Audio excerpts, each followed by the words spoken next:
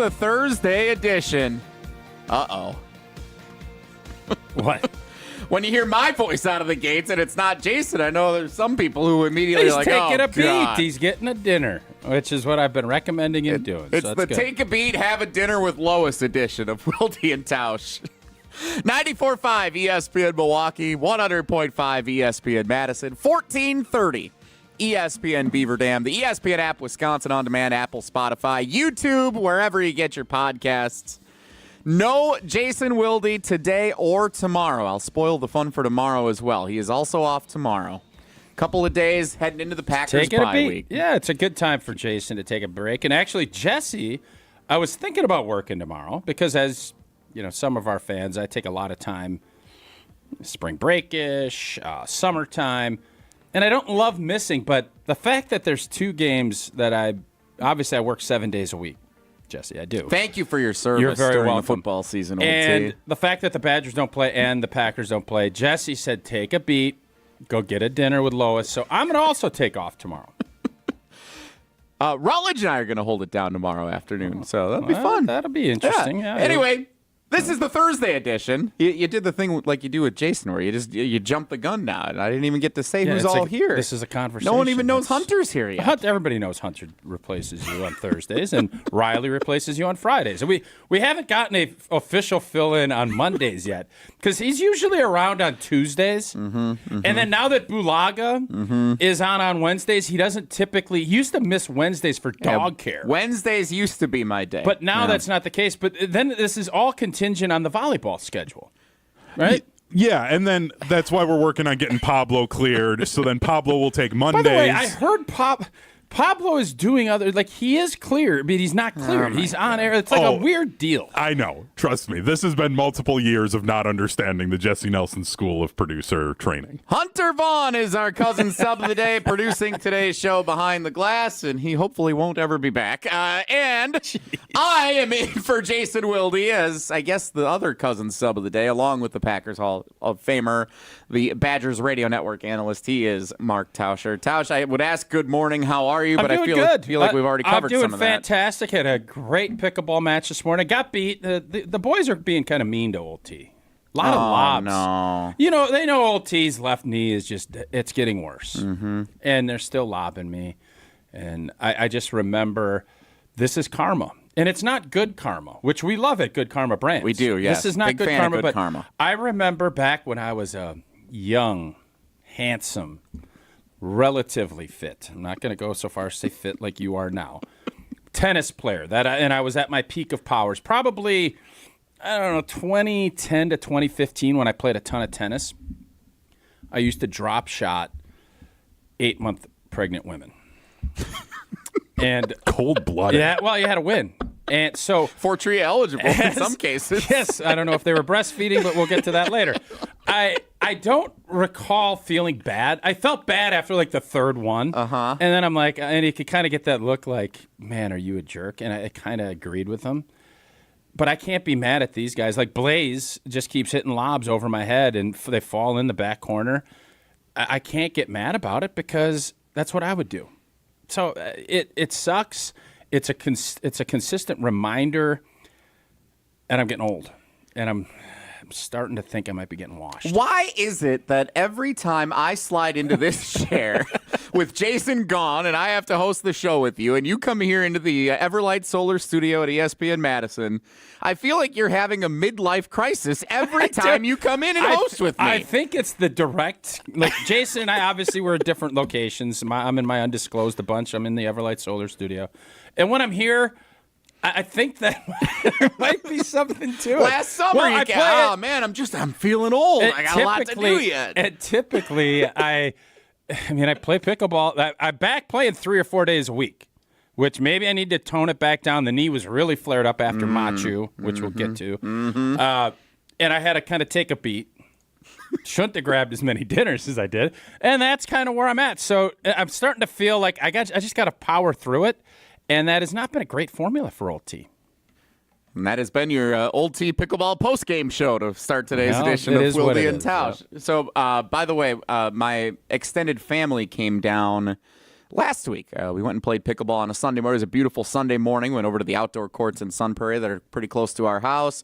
Played some pickleball, and we determined that we think me and my mother-in-law would have a chance to take down you and whatever partner you would like to play with. That was the official determination. So, my brothers-in-law both agree. They think I'm pretty good. They think I lived up to the hype. So do you want me to set you up with our A-League team, or do you want to play? We're B. I'm in a B group, and I used to be, at least what in my mind, I thought I was an A-B player. I have now officially dipped to the BC.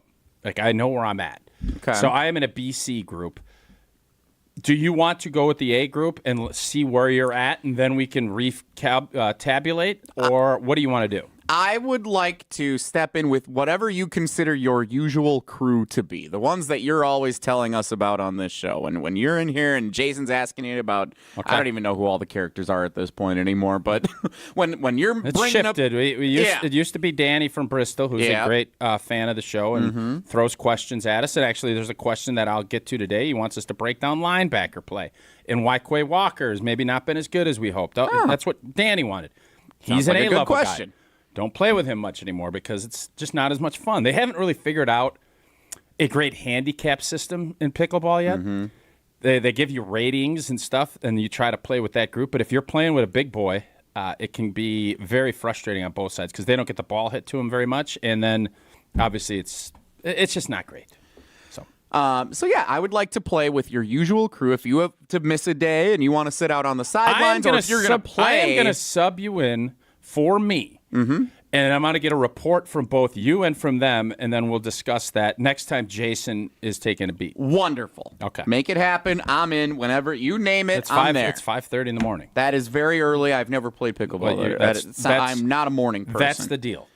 You're either in or you're out. I'm in. Okay. But and we need to get Maddie up here to get content, too. We'll need to get her to video it. I think this will go better than my field goal kicking did up in Titletown. Just start with that. Now that you're 40 pounds lighter, could very well be. The bowling against Ben Bruss did not go well. The field goal kicking in Titletown did not go well. Pickleball might be my next thing that I need to conquer. Who do you think has been more athletic in their life, you or Jason? That's a fair question. I'll say Jason. Oh, you're such a coward. You really believe that? No. Well, then why do you say it? Because Jason does not I've been trusted to sit in this throne, and I want to be kind. I don't want to start. Jason's a great reporter. Like, that's what happens. If you can't play, you coach. If you can't coach, you report. I've made a lot of enemies this week. Just ask the YouTube comments, the dwellers. That was not cool. Not nice. 844-770-3776 is your number into the show. John texts in, Tausch sitting on Dr. Nelson's couch. Oh, you being my psychiatrist. That would make me a psychiatrist, yes. Everybody needs help. No? If you need help, go for it. So I do want to run this by you real quick because I was a little worried you might be irritable coming in this morning, and not because of how pickleball went today. Because Becca was talking some trash about you last night, and I told you about it. Which is really surprising because I have been nothing but kind and very complimentary of Becca. You guys are very much on the same page on a lot of things. Yes. It's a little scary, actually, sometimes how often you guys are on the same page with things. So for those who may have missed it, yesterday we started the show. I was in a little bit of a tizzy because my dog had run away out the back fence, the do-it-yourself built fence that the previous owners of our home had put together, and it's a little sloppily put together. A bunch of the bottoms are cutting out, and the dog was able to get out. Hunter almost had to produce yesterday's show, too, by the way, because he was on standby in case the dog didn't come home. Turns out the dog was right there. He called you to tell you potentially you had to come because the dog? Yep. I was driving in, figured it would just be a normal day of work, and all of a sudden... Do you ever feel like, how am I under the thumb of Jesse J. Nelson? Because all the time. I think everybody feels that way. Oh, my God. Yeah. Yep. Does that ever question where you're going in life? Honestly, that's yeah, that's a normal conversation my wife and I have. I just wanted to say we could break this down even more so because that would make me really ponder. Sometimes I wonder how things have gotten the way that they have, honestly. So dog got out yesterday. Tausch volunteered to come over and be the project lead on building With us Woj. a new fence. Yes, I was going to get Woj, who's an expert on all this stuff, to be kind of our lead foreman, and then I was going to finish that part of it. Yes. So Becca heard this yesterday. I like that she's listening. Relayed the information. Okay. She was able to listen on Wisconsin great. On Demand or Apple, Spotify, wherever you get your podcasts. And I want to find the exact text because I quoted her when I sent this to you in our group text here. And I quote, "Tausch can't even hike a mountain. You think he would build us a fence?" First off, what does that have to do with anything? Like hiking capabilities. And you can come at me for a lot of stuff. Trust me. There's issues here, as we've just discussed.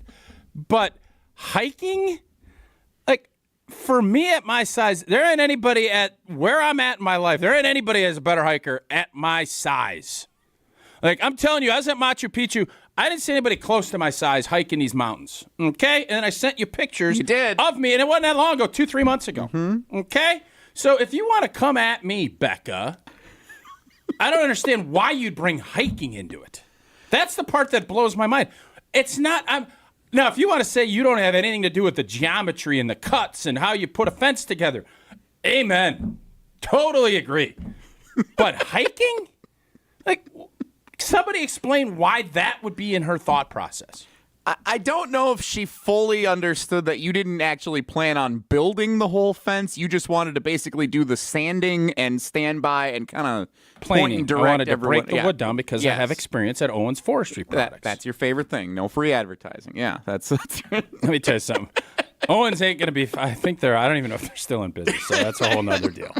They're out of market. So I don't know if she fully understood that you weren't actually going to build us the fence like start to finish, that you wanted most of everyone else to do the work and you just wanted to do the portion that you enjoyed the most and that then is kind correct, of point yes. direct. But how does she get to hiking with that? Because I think she was challenging the physical capabilities of being able to put the fence in the ground and put all the stuff together. Like, that's what it sounded like. And again, this is tough coming off of the pickleball conversation that we just had to open the show. She thinks I'm washed. Wash seems strong. But that's what you're saying. As someone that has hiked a mountain and built a fence, hiking a mountain's more difficult. Way to go. Yes. Like, and I'm telling you, I showed you the mountain. It was a 1,200-foot climb, and you had like a certain time limit. It's Machu Picchu, right behind Machu. No M, yeah. Machu. Yeah, it's like I've done 10,000 foot, and like that is difficult. You did a 10,000-foot climb? Yeah. Holy cats. Is that Mount Everest or what? Where do you even find a 10,000-foot mountain to climb? In the mountains in New Mexico when I was a Boy Scout.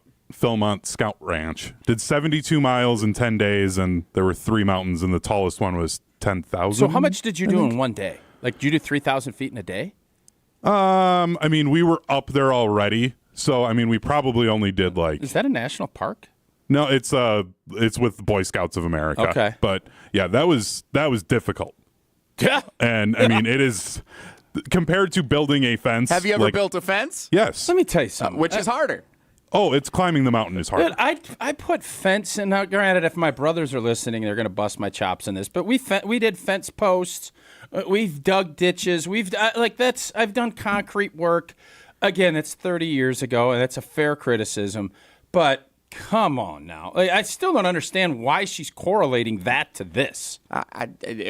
That's what was such shock value to me was her initial response to the notion that you were going to come build us a fence. Her response was, "Tausch can't even hike a mountain." What a slap to the face! I mean, it couldn't be more untrue. Like, you want to start looking at miles I've climbed mountains in national parks? I'll put it up against almost anybody. I had a feeling this would be a bad idea to bring up, but I feel like now is as good a time as any to ask you what Gina Della's got going on at Pella Windows and Doors of Wisconsin. Oh, get the look you want for your home with customizable windows and doors from Pella. The durability of materials, it gets tested tens of thousands of times to ensure that they last for years to come. Pella offers custom colors and innovative features like shades between the glass. And right now, celebrate Gina Della's 60th birthday. She's not washed. With 0 for 60. Put 0 down, 0 interest for up to 60 months. Certain restrictions do apply. Hold your appointment on or before November 8th. That's tomorrow. Get started today at PellaWI.com. 844-770-3776 is your way into the show on the ESPN Wisconsin Talk and Text line. That's 844-770-3776. Enough about Machu or Achu Picchu and about Tausch's pickleball game. Plenty to talk about today, even though it is the bye week for both the Packers and the Badgers. Jason taking a beat, but that doesn't mean there's plenty to talk about. Dan Orlovsky with some interesting commentary about Jordan Love and Matt LaFleur on Unsportsmanlike a little earlier this week. You know, when Jason's away, the first thing we want to do is throw a party, and our version of throwing a party when our mom and dad are gone is playing Dan Orlovsky audio on Wilde Tausch. So we will do that because it was very compelling stuff said earlier this week. We're going to hear what Dan Orlovsky said about Jordan Love and Matt LaFleur and the challenge ahead for the Green Bay Packers. That's coming up next. It's Wilde and Tausch.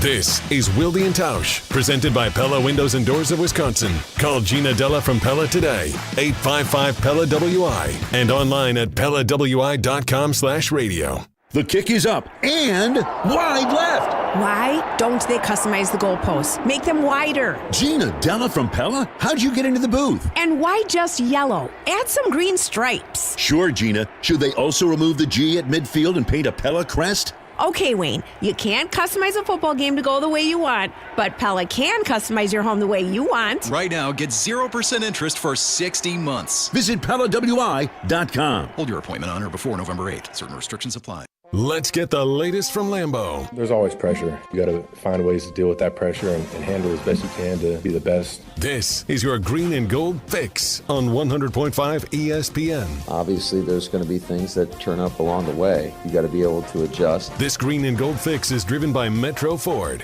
No quarterback in the NFL has thrown more interceptions this year than Packers quarterback Jordan Love, despite missing 2.5 games to various injuries. General Manager Brian Gutekunst made Jordan Love one of the highest-paid quarterbacks in NFL history this offseason and said at his annual trade deadline press conference earlier in the week, he's been impressed with Love's play. He's really unflappable. He's kind of the same guy every day. His focus is really, really good.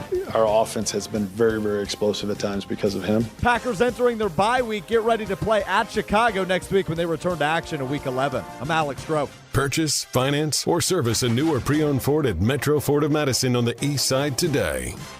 Tito's Handmade Vodka is America's original craft vodka. In 1995, Tito Beveridge built his very own distillery and put his life savings into it. Since then, he's won the unanimous Judge's Choice Double Gold Medal at the World Spirits Competition, the Chairman's Trophy for World's Best Vodka Tonic, and many others. Tito's Handmade Vodka is still made on the same land where he started it, all in Austin, Texas. Distilled from corn and gluten-free. Visit us at Tito'sVodka.com for recipes, videos, and more. Distilled and bottled in Austin, Texas. 40% alcohol by volume, namely 80 proof. Crafted to be savored responsibly.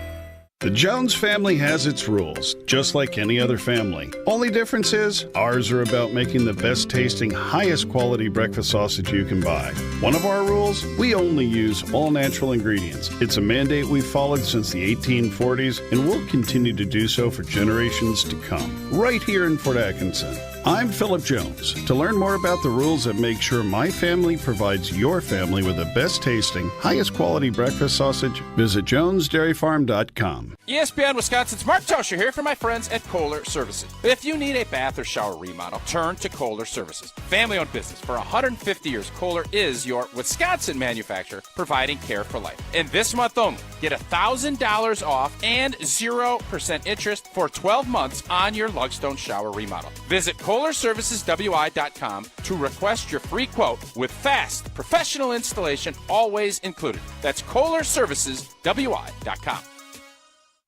You're probably being overwhelmed with information about semaglutide, the game-changing FDA-approved weight loss treatment. Jim Rutledge here. I was like you. I didn't know what it was until I saw Dr. Nessa Rodriguez at Carbon World Health. He can walk you through the benefits. He can tell you if it's right for you, and then you could come up with a plan to change your life with a workout plan and semaglutide. With that plan, I dropped from 20% body fat to 10% body fat, and I dropped over 20 pounds of fat and kept my muscle. You can do the same thing. Go see Dr. Nessa Rodriguez at Carbon World Health.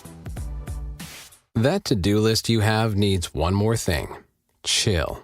It's an easy thing to do. Just crack open an ice-cold Coors Light and chill. Take the afternoon off and binge watch anything. Go to happy hour and stay for a couple hours. Who's counting anyways? Or hang out with just your dog because you've had enough human interaction this week. Whatever you do it with a Coors Light. Mountain cold refreshment made to chill. 2020 Coors Brewing Company, Golden, Colorado. Celebrate responsibly. This is Wilde and Tausch, brought to you by Grassland Butter. Grassland Dairy is Wisconsin. Learn more at grasslandbutter.com.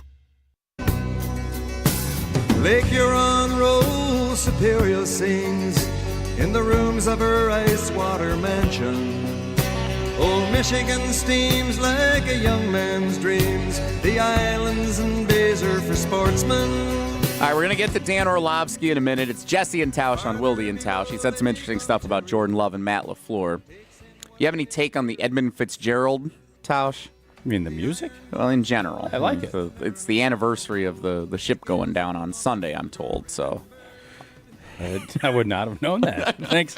I love knowledge being dropped. Hunter Vaughn, Yeah, that's it what was he's here Brat for. Summer, and now it's Wreck of the Edmund Fitzgerald Fall. Yeah, I still don't fully understand Brat Summer either, but I don't think I need to.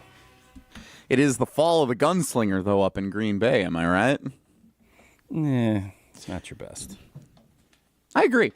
Jordan Love thrown a lot of interceptions this year, and everyone's starting to take note. 15 touchdowns, 10 interceptions at this juncture in the season, and of course the costly pick six against the Detroit Lions on Sunday in the loss at Lambeau Field. ESPN NFL analyst Dan Orlovsky, who Jason's not a huge fan of, said something very interesting earlier this week on Unsportsmanlike, weekday morning starting at 5 a.m. on ESPN Radio. This is some of the commentary that Dan Orlovsky shared joining Evan Cohen, Michelle Smallman, and Chris Canty on Unsportsmanlike. Have a listen. This is the when do you grow up from being a gunslinger? Everyone loves the term gunslinger because it means you're super talented until it costs your team wins. I said this a couple weeks ago. I think this is the greatest challenge in Matt LaFleur's career because you love how aggressive Jordan is. You love it. But they've got to coach that out of him. It's a little bit of like you got to grow up, dude. You got to mature. You got to mature. You got to grow up. Did I not just say that yesterday? You did. Did you steal it from Dan? Because he said it on Monday or Tuesday. I did not. Maybe subliminally because I take everything in that Orlovsky says. But no, I'm not a horse race expert, okay? I've been to the Derby a bunch. I've won some money. I've lost a little bit of money. It's fun. It's a great event. Anybody that has an opportunity, it's one of the most fun sporting events if you like to drink, you like people watching, and you like gambling. It is the best, okay? But I liken this to D. Wayne Lucas. Is it Baffert? If you're getting a quarter horse and you want to go win, I don't want some horse that I got to prod and I got to push. I want a horse that I am constantly going out there like, that horse is going to run today.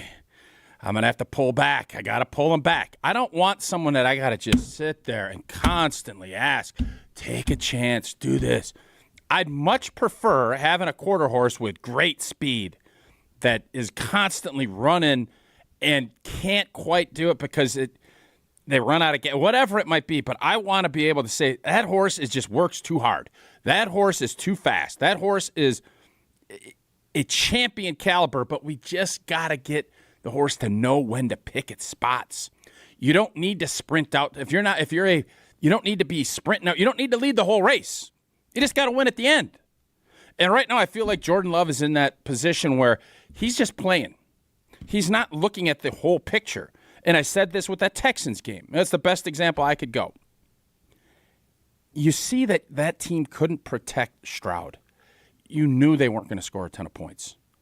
Don't give them a short field. Don't give them opportunities. You're going to win the game. You see it with Patrick Mahomes now.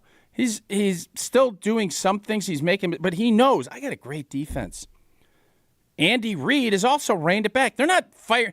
Remember when they first got started, it was Tyreek Hill down the field. There's all these explosive plays. And now it's like, we have a great defense. Just don't make mistakes. And if we're playing the Ravens, we got to score more. We'll open it up. We'll let the horse run. And you know what? When we're playing a bad team, hey, just chill back here. Stay in the pack. And if we got to let you go, we'll push.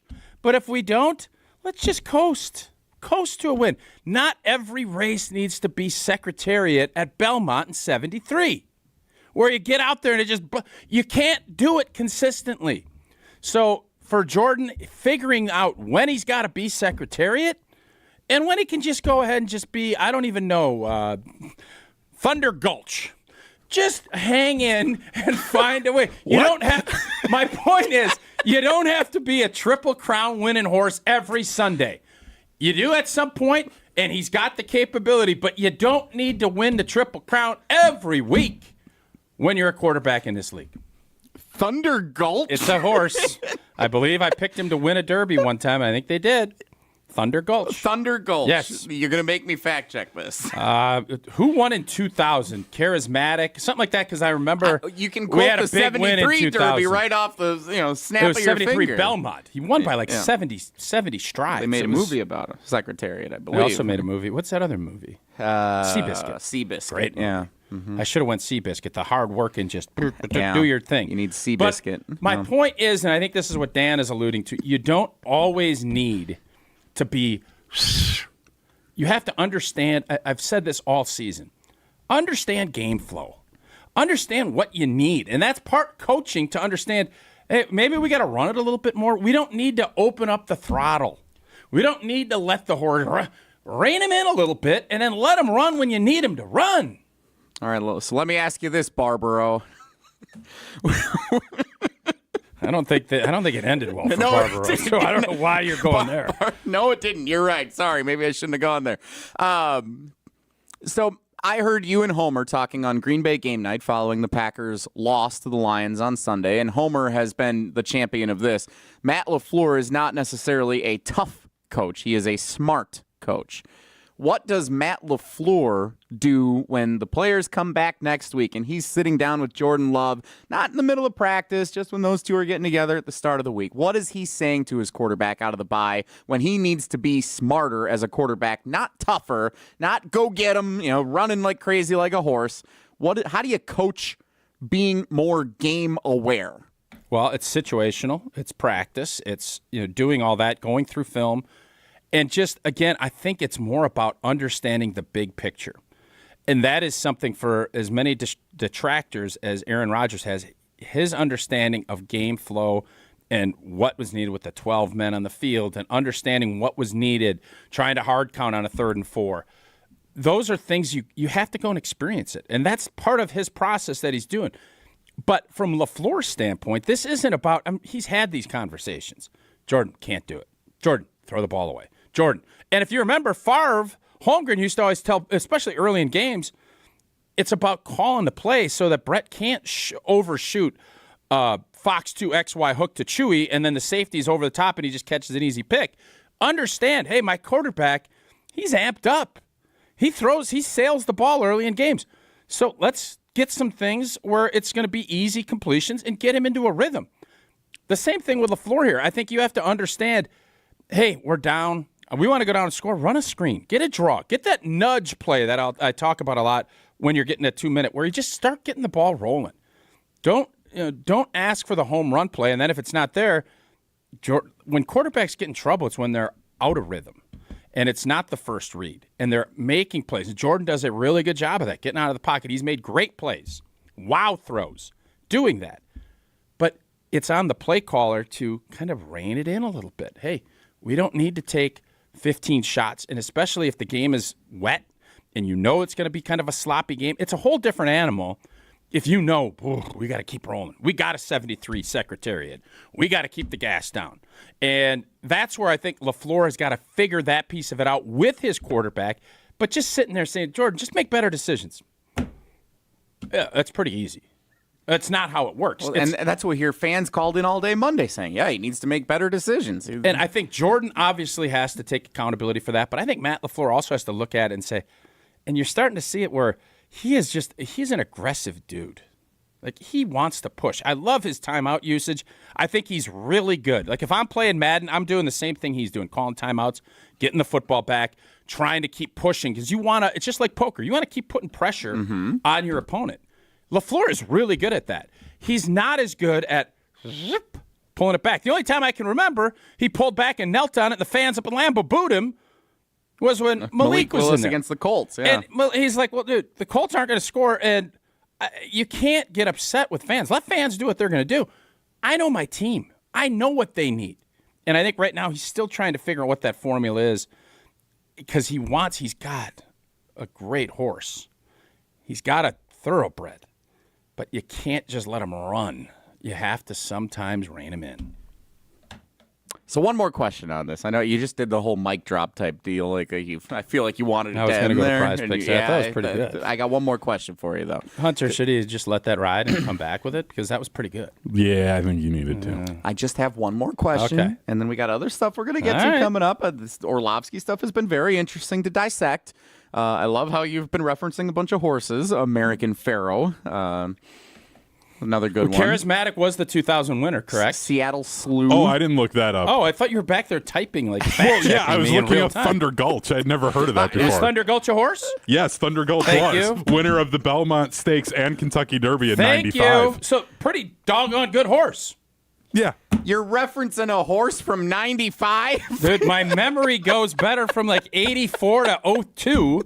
His last 20-some years, it's the George Bell of horses. Tausch has a very specific window of references. I'm still super irritated. I gave Jesse a proclamation yesterday that I saw the greatest prank ever done. I have it on my phone here, by the way. But I said put it on the video stream because it's so good. We'll do it. We'll do I it. was telling you, Hunter. We'll do it, Hunter, Digi. Have you seen that? I don't even know what prank we're talking about. I've seen a lot of pranks. It's from the mid-'80s. You know it's great. Do you still see? I still see these videos. Was Gerald Ford president at the time? Dude, I was driving through Gerald Ford highway, and I couldn't stop thinking about Hunter. I still have a question about Jordan Love. That ship has sailed. You can bring that back. We'll tease that. I got my butt beat in Prize Picks last night. I tried LeBron last. I tried a bunch of stuff. I did a 6-piece nug last night, and I don't even know if I got one right. But Prize Picks is the best place to get real money sports action. Over 10 million members, billions of dollars in awarded wings. Prize Picks has made daily fantasy sports accessible to everybody. Pick more or less on at least 2 players for a shot to win up to 100 times your cash. Prize Picks, the only real daily fantasy platform with injury insurance. So your lineups will stay in play even if one of your players gets injured. So if they leave in the first half, Prize Picks will keep your lineup live. Prize Picks puts their members first, so all withdrawals are fast, safe, and secure. And when your picks hit, bam, that money is in your account in 15 minutes. Now you can win up to 100 times your money. I went for that last night with a little 6-piece nug. You can do it with as many as 4. Download the app today. Use code WI to get $50 instantly after you play your first $5. Again, that's code WI for $50 instantly after you play your first $5 lineup. Prize Picks. Run your game. Yeah. LeBron goes for 40 last night. Who's seeing that? A road game in Memphis during the week? I didn't even think he was going to play. The guy throws up 40 like it's nothing. I got to give LeBron his props, man. He's one of the last cats that is willing to jump out there and play almost every game where half of the league is taking days off. LeBron? Yeah. I give him his props. Mm-hmm. It's almost like having his son on the team gave him a little bit more energy in his age. Yeah, nobody has a problem. It's just nepotism. That's fine. And he's earned it. I don't have a problem with that. Should he be in the NBA? Absolutely not. I don't even think he's probably a G League guy, but do I have any problem with LeBron doing it? Not a bit. If Bronny James was a horse from the 90s, what horse would he be? We'll talk about that next. No, we won't. But actually, I still have another question about Jordan Love and the critique from Dan Orlovsky on the mistakes and the maturity that Jordan Love needs to show. Hopefully, we'll get back to that unless Tausch takes us to something else from George Bell and the Toronto Blue Jays. That's coming up next. It's Seabiscuit and Secretariat on Wilde and Tausch. Wilde and Tausch is brought to you by Tito's Handmade Vodka. Tito's makes the good stuff for good times. Find recipes, videos, and more at titosvodka.com.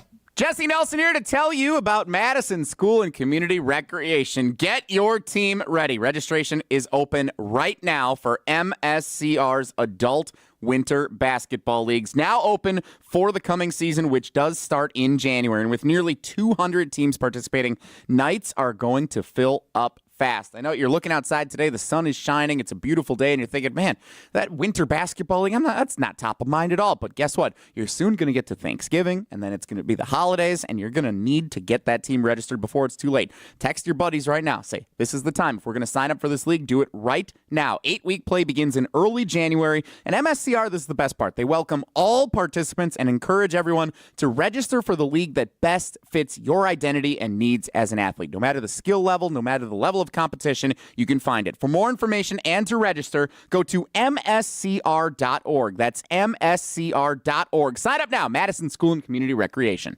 UW Credit Union presents the Prep Mania Student Athlete of the Week, supporting local student athletes as they grow on the field, in the classroom, and in the community. UW Credit Union is here for every you. Learn more at uwcu.org. Here's Dennis Semra with the UW Credit Union Student Athlete of the Week. Our ESPN Madison UW Credit Union Student Athlete of the Week, Drew Cooney, Middleton High School. Welcome. Hello, thanks for having me. You're a two-sport athlete, basketball and football. And your parents, they were athletes in high school too. From where? My mom played at Columbus. She played basketball there. And my dad played hockey and soccer up in Schwabadon. I guess, where do you get your athletic genes from? Is there certain things your dad gave you or your mom gave you? Well, I think I got my build from my dad. Got some pretty long, lanky arms. I got more of my skill from my mom there. When you look back on your time here at Middleton High School, what do you remember the most? I think just the bonds and memories that I've made with, the friends and the community and the school around here, either on the football field or on the basketball court or just, in the classroom as well, just having a great time.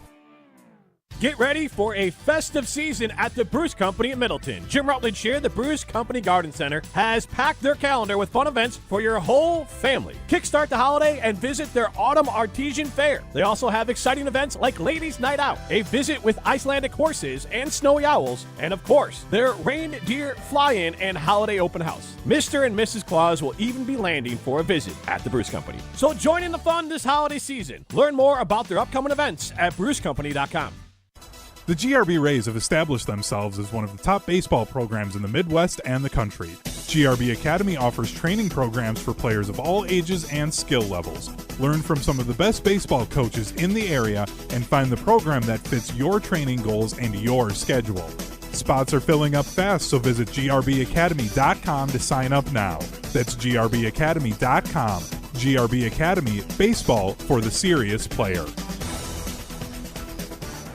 Pizza Hut has a new deal on boneless wings you need to hear about. Mark Tausch here and introducing Pizza Hut's new Big Boneless Wing Bundle. Enjoy 16 crispy boneless wings in 2 different flavors, 2 dips, and a double order of fries, all for just $15.99. Perfect for game days, tailgates, or a night with the family. The Big Boneless Wing Bundle is the best thing to happen to pizza night since, well, pizza. Order the Big Boneless Wing Bundle at pizzahut.com or on the Pizza Hut app.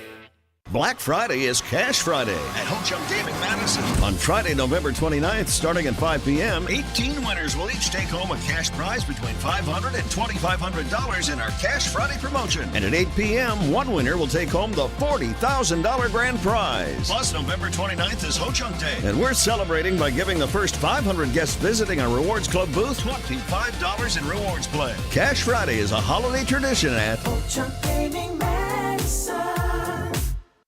The Milwaukee Bucks, the Utah Jazz. He's going to pull up, contested shot, bullseye. Tough shot for Damian Lillard. Tonight on Madison's home of the Bucks, 100.5 ESPN.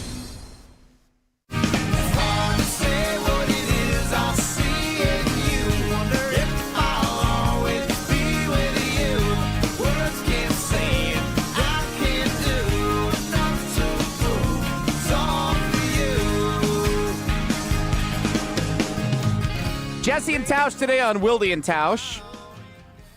Apparently, Tausch has informed me my volume is very loud when you have your headphones on. No, you started screaming, and I want to make you comfortable here. No, I got a live. Yeah, I don't care. Go ahead, knock it out. And you start screaming.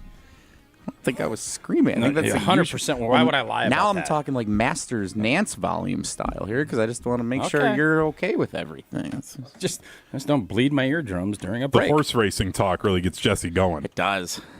844-770-3776. Do you guys understand what I'm saying, though? It fit. It was a great analogy, correct? I understood it, yeah. I got to admit, I didn't fully understand it at first. It's about reining people back. Yes. I don't think, you're hiring people. You're now a big dog. Don't you want someone that is just working constantly? You're like, yo, take a beat. Rather than say, hey, bro, can you go do this for me? Like, it's your job. I don't want to have to prod. Yes, but isn't part of the problem that Jordan Love is doing, like, everything? He's doing too much. Yes. It's so much easier to say than it is to say. But Dan Orlovsky is saying, we just heard this on Unsportsmanlike a few moments ago. Got to get that out of him. You got to right, but you're saying you agree with what Dan is saying. I am, but you're also. What I'm not following is it easier? You didn't see the Secretariat at Belmont '73. No, that's what you're telling me. Did you? I've seen clips. What I didn't understand, I guess, about the analogy is it feels like Jordan Love is in the situation where he's doing too much and you're trying to rein him back, which is the horse you want. Dan is saying that he needs to be more mature. He needs to grow up. And I didn't understand if you're saying that you're saying the same thing Dan is, or if We're you're saying it's the actually same a good thing, but situation. in a different way. I agree with Dan's assessment. That, well, he did not mention horse racing at all. He didn't, yes. but I don't know if his creativity is there. He's got a lot of stuff he's got to do.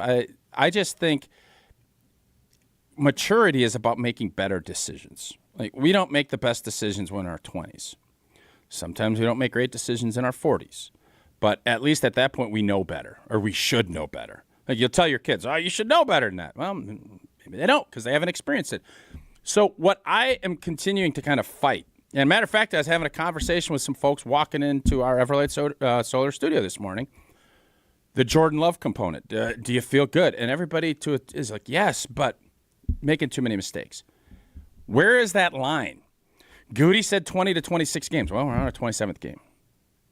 And the decision-making stuff, he has obviously showcased his talent and that he is a big-time quarterback when he's on and he's making good decisions. He's made too many mistakes. I'd rather that than somebody that can't make those throws or that can't do the things that he's shown that he can.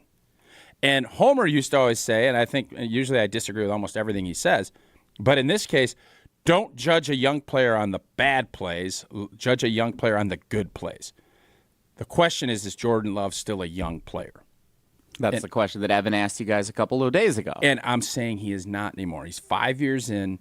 It is time to grow up. But Goody's saying he is. No, he just said he's not. He said he's 26 games in. And he's on his 27th. But he's actually in his 5th season in the NFL. You combine all of those things. I think what Goody was saying is the same thing Orlovsky said. And I don't think he used horse analogies, but I think if he heard my quote, I think he'd say, I agree with all. Do you think, and this, by the way, still isn't the question that I wanted to ask you about Jordan Love, so I guess we're going to just have to wait on that again. Because now I want to ask you this, because I'm reviewing it's a hell of a tease you got going. I'm kind of intrigued. Normally, what is Jesse going to ask? But now I'm kind of like, what is Jesse going to ask? Thanks, Tausch. It's different syllables and how you emphasize things. Monitoring the text line and the occasional YouTube comment or two. Some were reacting on Monday and Tuesday when we've had this question about Jordan Love posed that you can't make Jordan Love the highest paid quarterback or tied for being the highest paid quarterback in the National Football League in the offseason and still say, well, he's only in his second season as a starter. If you're going to give him the contract that he has earned based on his performance at the end of last year, then his standard needs to be higher than 15 touchdowns, 10 interceptions midway through a season, including a bunch of costly picks that have helped lose the games that they've lost. What do you say to that criteria? I agree, but this is a very unique circumstance. He doesn't have 5 years of experience. He's got 5 years as a player. He does not have 5 years of game experience. And is it fair to judge Jordan on the fact that, well, is this his 6th year then? No, he's in his 5th season. So is that fair? No. But the reality is this is the way the Packers structured it and said it. So they were, I don't think forced. I think they were happy that he's been good enough at the end of last season to say, without a doubt, he's our guy. And when he's your guy, you pay that man his monies. That's what they did.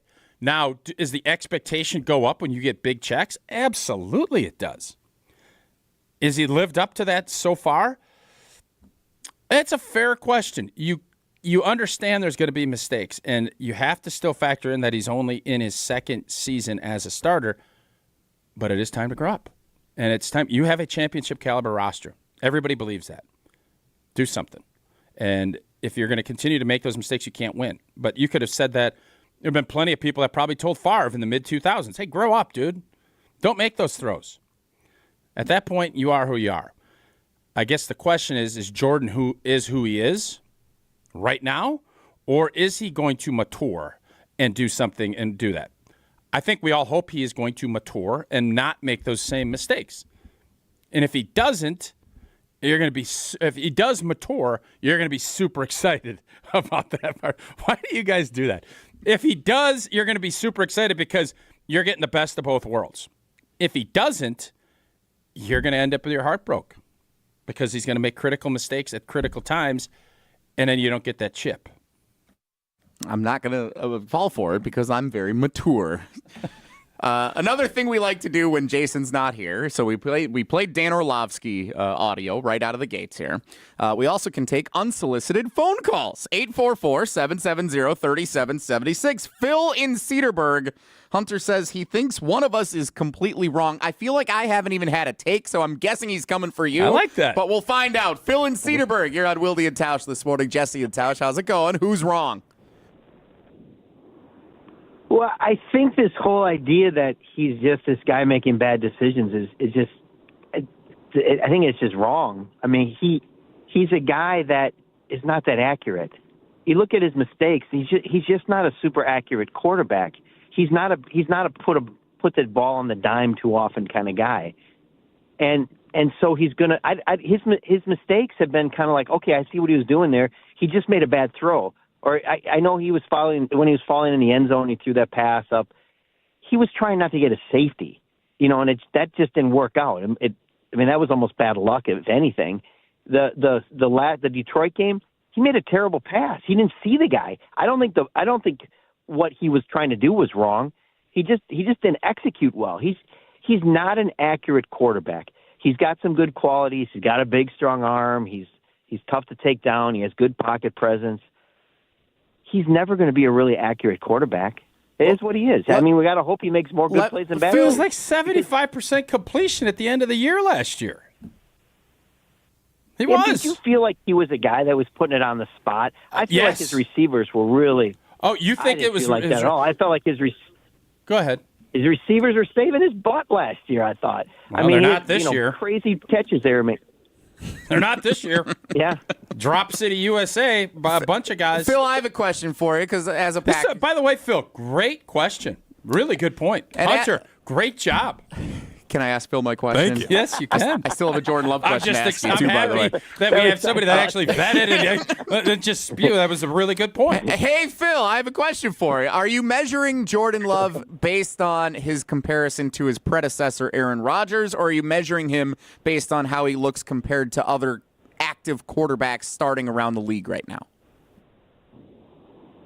I'm just trying to look at the guy and see what we got. I mean, he's got a lot of good qualities, but I just don't see a guy that's going to ever throw the ball right on the dime consistently. It's just what he is. So are you excited about having Jordan Love as our quarterback for the next decade?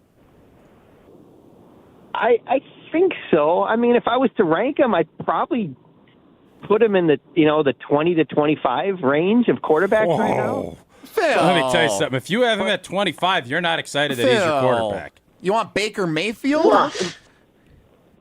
Is Baker Mayfield playing better than Jordan Love right now? I think it's pretty obvious, yes. But I think he's going to work his way to maybe the 10 to 15. Maybe so the you next don't think year. he'll be a top 10? Yeah, listen, and the beautiful part of this is we don't know. I would say after watching him the end of last season, he was a top 10 quarterback in my eyes. If you look at all of the metrics and what he did in leading his football team, no doubt, and that's why the Green Bay Packers paid him $55 million a year. Now, this season, he has done some great things, and we have to keep factoring in. I know it's not fair. He has been injured the entire season. He has not been able to practice. Those are excuses, but they're also facts. So I guess I don't look at it. That was my biggest concern about Jordan was his accuracy. I thought he had the athleticism. He had all of that. And thanks for the call, Phil. That was great. That was what I think everybody was concerned about. There's nobody, when the season ended last year, thought anything about his accuracy. Not until the very last play of the playoffs. That was decision-making. That wasn't accuracy. It was a bad decision. To throw it across your body in the middle of the field, that wasn't accuracy. That's a bad decision. So I think he is an accurate quarterback. What's his accuracy? What's his completion percentage this season? All right, we'll get to the stats coming up now. We're going to take a commercial break because I want to get this compared to Baker Mayfield and Dak Prescott. 25th? That seems. I mean, the texts are rolling in. I'm looking at it. Was some by the are way, skeptical of by Phil's the way, credibility. Thank you, Phil. I mean, that was a great jumping off point. I don't know. I don't agree with what Phil had to say, but he obviously does, and he came. His receivers have not helped him this season at all, especially Wicks. And I guess what we'd like to do is, if you agree with Phil, maybe there are more of you who think that Jordan Love is an inaccurate quarterback. I'd like to hear if you do think that, because I don't think that that's an accurate representation of how many Packers fans feel that way. That's why I asked what his completion percentage is, because numbers lie, but they don't lie. He's currently sitting at 61.3%. But he also has missed a couple of games. He's been banged up. But he's 61% in the games he's played. It's not like you deduct 10 points when you don't play. No, but I think if you're not at full strength, you don't measure that. I also think if you pick up the drops that he's had, he's probably at 6. You need to be 67, 60 to 60. You need to be in that mid-60s is where you want to be. But last year, the first 7 or 8 weeks, he was in the low 50s.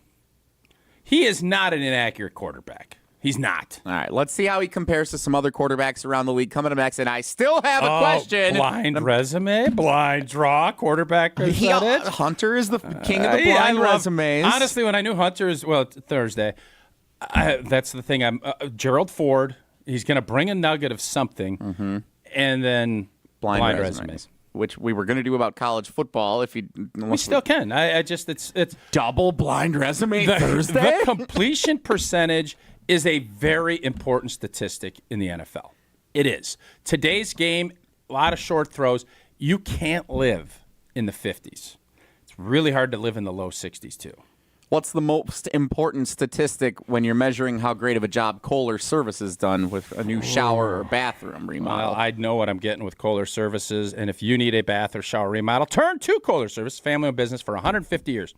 Kohler is your Wisconsin manufacturer that provides care for life. And this month only, 0 interest financing for 12 months and a free shower door. A free shower door with your Luckstone shower remodel. Visit KohlerServicesWI.com to request your free quote with fast professional installation always included. Again, KohlerServicesWI.com. Is Jordan Love inaccurate compared to quarterbacks around the rest of the league? We'll dive into that, and I still want to ask Tausch a question following up on what Dan Orlovsky said. We'll try to do all that next. It's Wilde and Tausch. This is Wilde and Tausch, brought to you by Grassland Butter. Grassland Dairy is Wisconsin. Learn more at grasslandbutter.com. Mark Tusher here for Chalmers Jewelers. I've been a big fan of Scott Garrett and the whole team at Chalmers Jewelers for years now. I go there, my friends go there, and most importantly, my wife loves it whenever I get her something from Chalmers Jewelers. It's my go-to spot for birthdays, anniversaries, and any special occasion. For quality jewelry and a great experience, choose Chalmers Jewelers, the place to go for that perfect gift. Stop at Chalmers Jewelers in Middleton and Madison. Chalmers Jewelers in Middleton and Madison. Pella Windows and Doors of Wisconsin present your Badger Minute. Here's Pablo Iglesias. This Badger Minute brought to you by your Badgerland Chevy dealers, proud supporters of Badger Athletics. Go to BadgerlandChevy.com. The Comeback Kids. Badger men's basketball tipping off the season in the win column. Wisconsin erased a once double-digit deficit in the 85-61 dub over Holy Cross. 3 starters in double figures. John Tanji, 23 points. Nolan Winter, 15 points. And John Blackwell, 16 points. Blackwell on the team's down but not out rally. Audio courtesy BTN+. We're fighters. We're like a team in a boxing match. We might not knock you out the first round, second round, third round, but to that 12th round, we're going to grind you out and beat you. Pella's windows and doors feature durable materials, custom colors, and innovative features like shades between the glass. Get 0% interest for 60 months now through November 8th at PellaWI.com. To those who've ever dreamt of their perfect event, those dreams are worthy and they are possible. Hi, it's Jeffrey from Celebrations Entertainment. With hard work, passion, and great music, we will make your event dreams a reality. Every event is a labor of love with one-on-one planning, customization, and flawless execution. Bringing your event to life is what we do. For a fun, memorable event, visit celebrationsentertainment.com. That's celebrationsentertainment.com.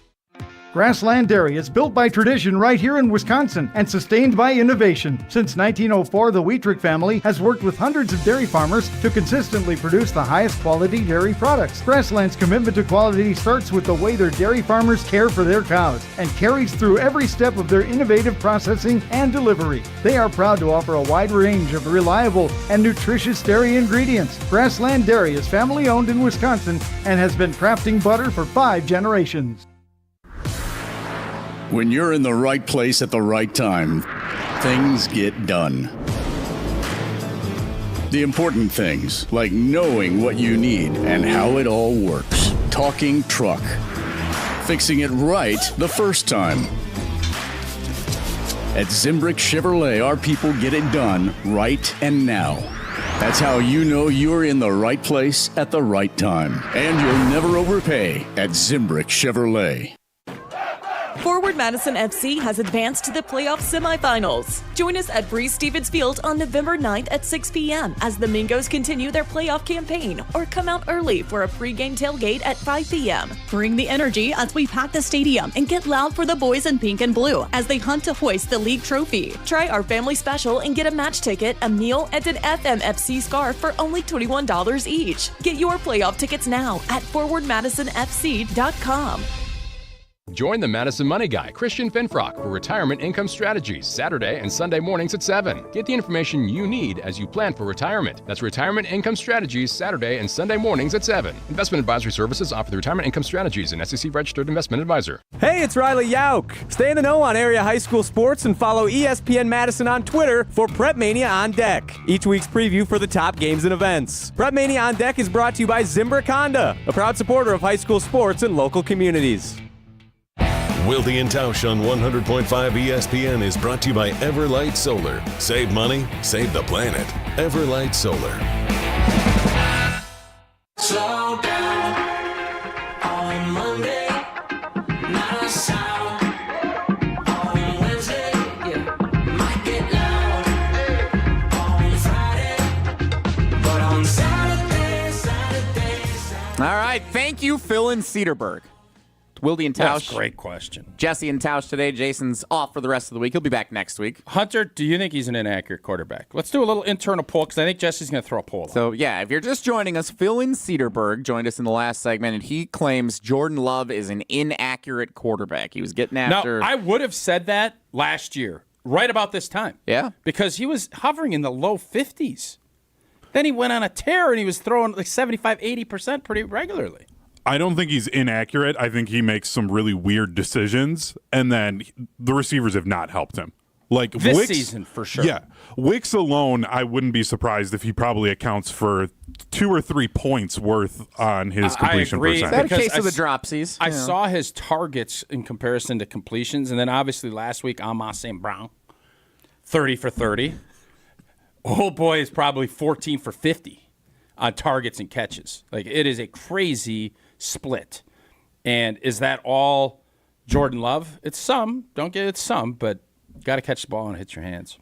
844-770-3776 is your way, like Phil in Cedarburg, into the show. So Hunter Vaughn, during the commercial break, has put together his specialty for you, Tausch. Some blind resumes to review quarterbacks from around the league this season and how Jordan Love's metrics stack up against some other quarterbacks to see if he is an inaccurate, or at least how he's perceived as an inaccurate passer. All right, Hunter, go ahead. The floor is yours for Blind Resume Part 1 here on Wilde and Tausch today. So everyone's on the same page. Jordan Love's numbers: 15 touchdowns, 11 interceptions, 61% completion percentage. Okay. So that's the Jordan Love line. 15 and 11 it is? I thought it was 10. It's 15 and 10. 15 and 10. Okay, 15 and 10. What were you just reading from? It said 11. I misread it. I was just... That'll happen. I couldn't, for some reason, I read zero as a 1. Is it code? Hey, we've all made mistakes in the producer room before. Trust me, it's okay. I get crucified when I mispronounce something. Y'all, so I just was wondering I if appreciate it. It's fine. Please don't discourage Hunter from contributing to the show, Tausch. Be more mature.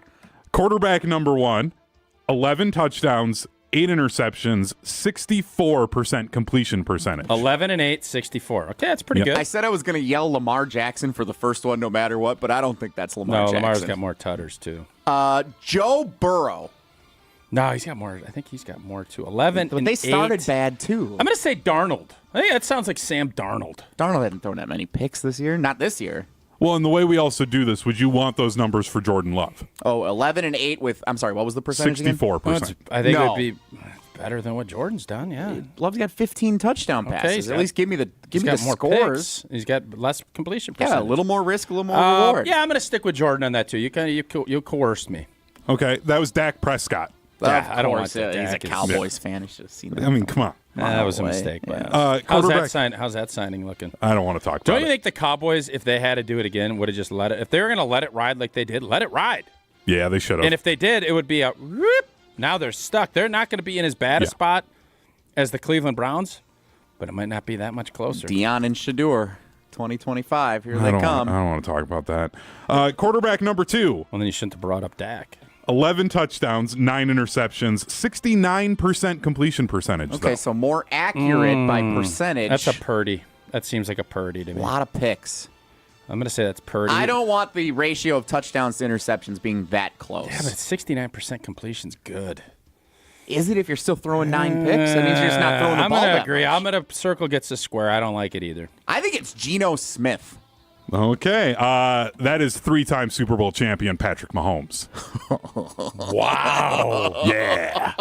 That is a great little nug. Wow. Well done, Hunter. Yeah, I saw that when I was like, we got to go there. 11-9, but 6, and that goes back to my point. I think he has made mistakes, but I think understanding game flow and the fact that his defense is so good, you can get away with some of those mistakes. And when the money's on the table, the belief in Mahomes is pretty high, but those numbers are shocking. How about this quarterback? 15 touchdowns, 7 interceptions, 62% completion percentage. So almost the same, half but the fewer less picks. So you gotta almost take the same, it. but fewer interceptions. Yeah, you got to take it. Okay, so you guys want Aaron Rodgers back. Wow! This is a fun game. So I think what I'm forgetting is that Jordan has missed 2.5 games and he's got 15 tutters. That's true. So I'm changing He also it. missed 2.5 games and has I'm gonna 10 change interceptions. It. Jordan Love. And doesn't this tell you that stats don't tell the whole story? Exactly. For sure. And yeah, what a great game. I'm seeing. And thank you, Hunter, for the game. That was a lot of fun.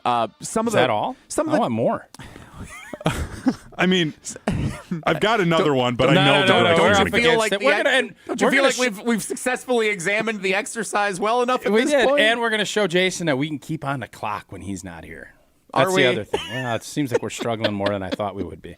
I know, like some of the texts rolling in, the YouTube interesting, comments. though, that those numbers do not tell the whole story. Correct. And I have to remind myself that old boy's missed 2.5 games. He's still got 15 tutters. And this is why other stats like passer rating and other things they exist because completion percentage, touchdowns, and interceptions don't tell the whole story. But it does tell some of the story in the scope of what the scope of the season is. And for Jordan Love to miss the time that he has and still throw that many touchdowns shows that the offense is schemed well. Matt LaFleur is doing a great job drawing this thing up.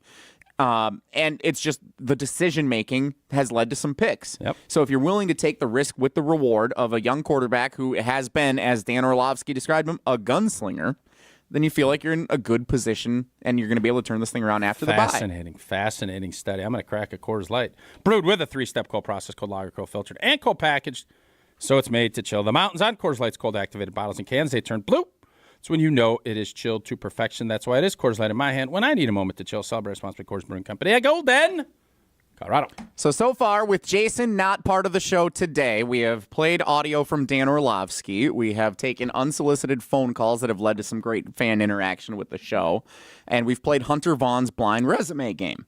Next, let's talk about college football. How about that? Talk about the fandom of college football with the season and the 12-team playoff rankings being unveiled for the first time earlier this week. Tausch, for the Badgers Radio Network analyst, has a question to ask Hunter Vaughn and I and you, the fans, to weigh in on. We're going to do that coming up in 2 minutes. Don't go anywhere. It's Wilde and Tausch. Don't go anywhere. Another hour of Wilde and Tausch, presented by Pella Windows and Doors of Wisconsin, is coming up next on ESPN Wisconsin, the ESPN app, and Wisconsin On Demand. That to-do list you have needs one more thing. Chill. It's an easy thing to do. Just crack open an ice-cold Coors Light and chill. Take the afternoon off and binge watch anything. Go to happy hour and stay for a couple hours. Who's counting anyways? Or hang out with just your dog, because you've had enough human interaction this week. Whatever you do, do it with a Coors Light. Mountain cold refreshment made to chill. 2020 Coors Brewing Company, Golden, Colorado. Celebrate responsibly. This is Monte Ball. Monte steps to the right, dashes, reaches, touchdown. You listen to 100.5 ESPN WTLX Monona, Madison. Broadcasting live from the Everlight Solar Studio, this is your Metro Kia of Madison Sports Center. What is up, Madison? I'm Hunter Vaughn. Your Sports Center update is brought to you by Goodman's Jewelers, the diamond store of Madison for generations. Check them out at 220 State Street and online at goodmansjewelers.com. The Green Bay Packers are off this week after their tough loss at home to the Detroit Lions, and so are the Wisconsin Badgers for football following their disappointing, frustrating, whatever you want to call it, loss to the Iowa Hawkeyes in Iowa City. Both teams will be back in action next weekend. You can stay up to date on both teams over at ESPNWisconsin.com. On to the hardwood. The Wisconsin Badgers men's basketball team's back in action tonight. They won their first game of the season, 85-61 over Holy Cross. Now they host Montana State. The Badgers are 18.5-point favorites according to ESPN Bet. That game will tip off at 7 p.m. Speaking of games that tip off at 7 p.m., the Milwaukee Bucks are back at it. The Bucks are 6-1 on the season, and they host 1-6 on the season. They host the 1-6 Utah Jazz at 7 o'clock. Hour 2 of Wilde Tausch starts now. Metro Kia of Madison, Madison's trusted Kia dealer. Stop into Metro Kia on the east side of Madison or metrokiaofmadison.com.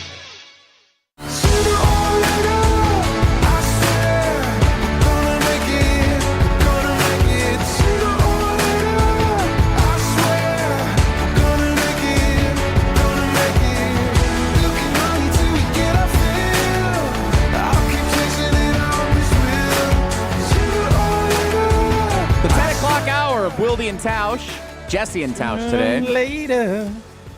94.5 ESPN Milwaukee, 100.5 ESPN Madison, and 1430 ESPN Beaver Dam. And, of course, everyone watching on YouTube, who we welcome, especially those of you active in the comments. Before we get going on the second hour of the show, Hunter, I just want to say something, man. I think what you and Jesse and Dennis, I complimented Jesse, which was the mistake. I should have sent it to you. That Verona game against, was it Heartland Arrowhead? Arrowhead, yep. We had hockey kids watching it on our YouTube channel. It's so well done.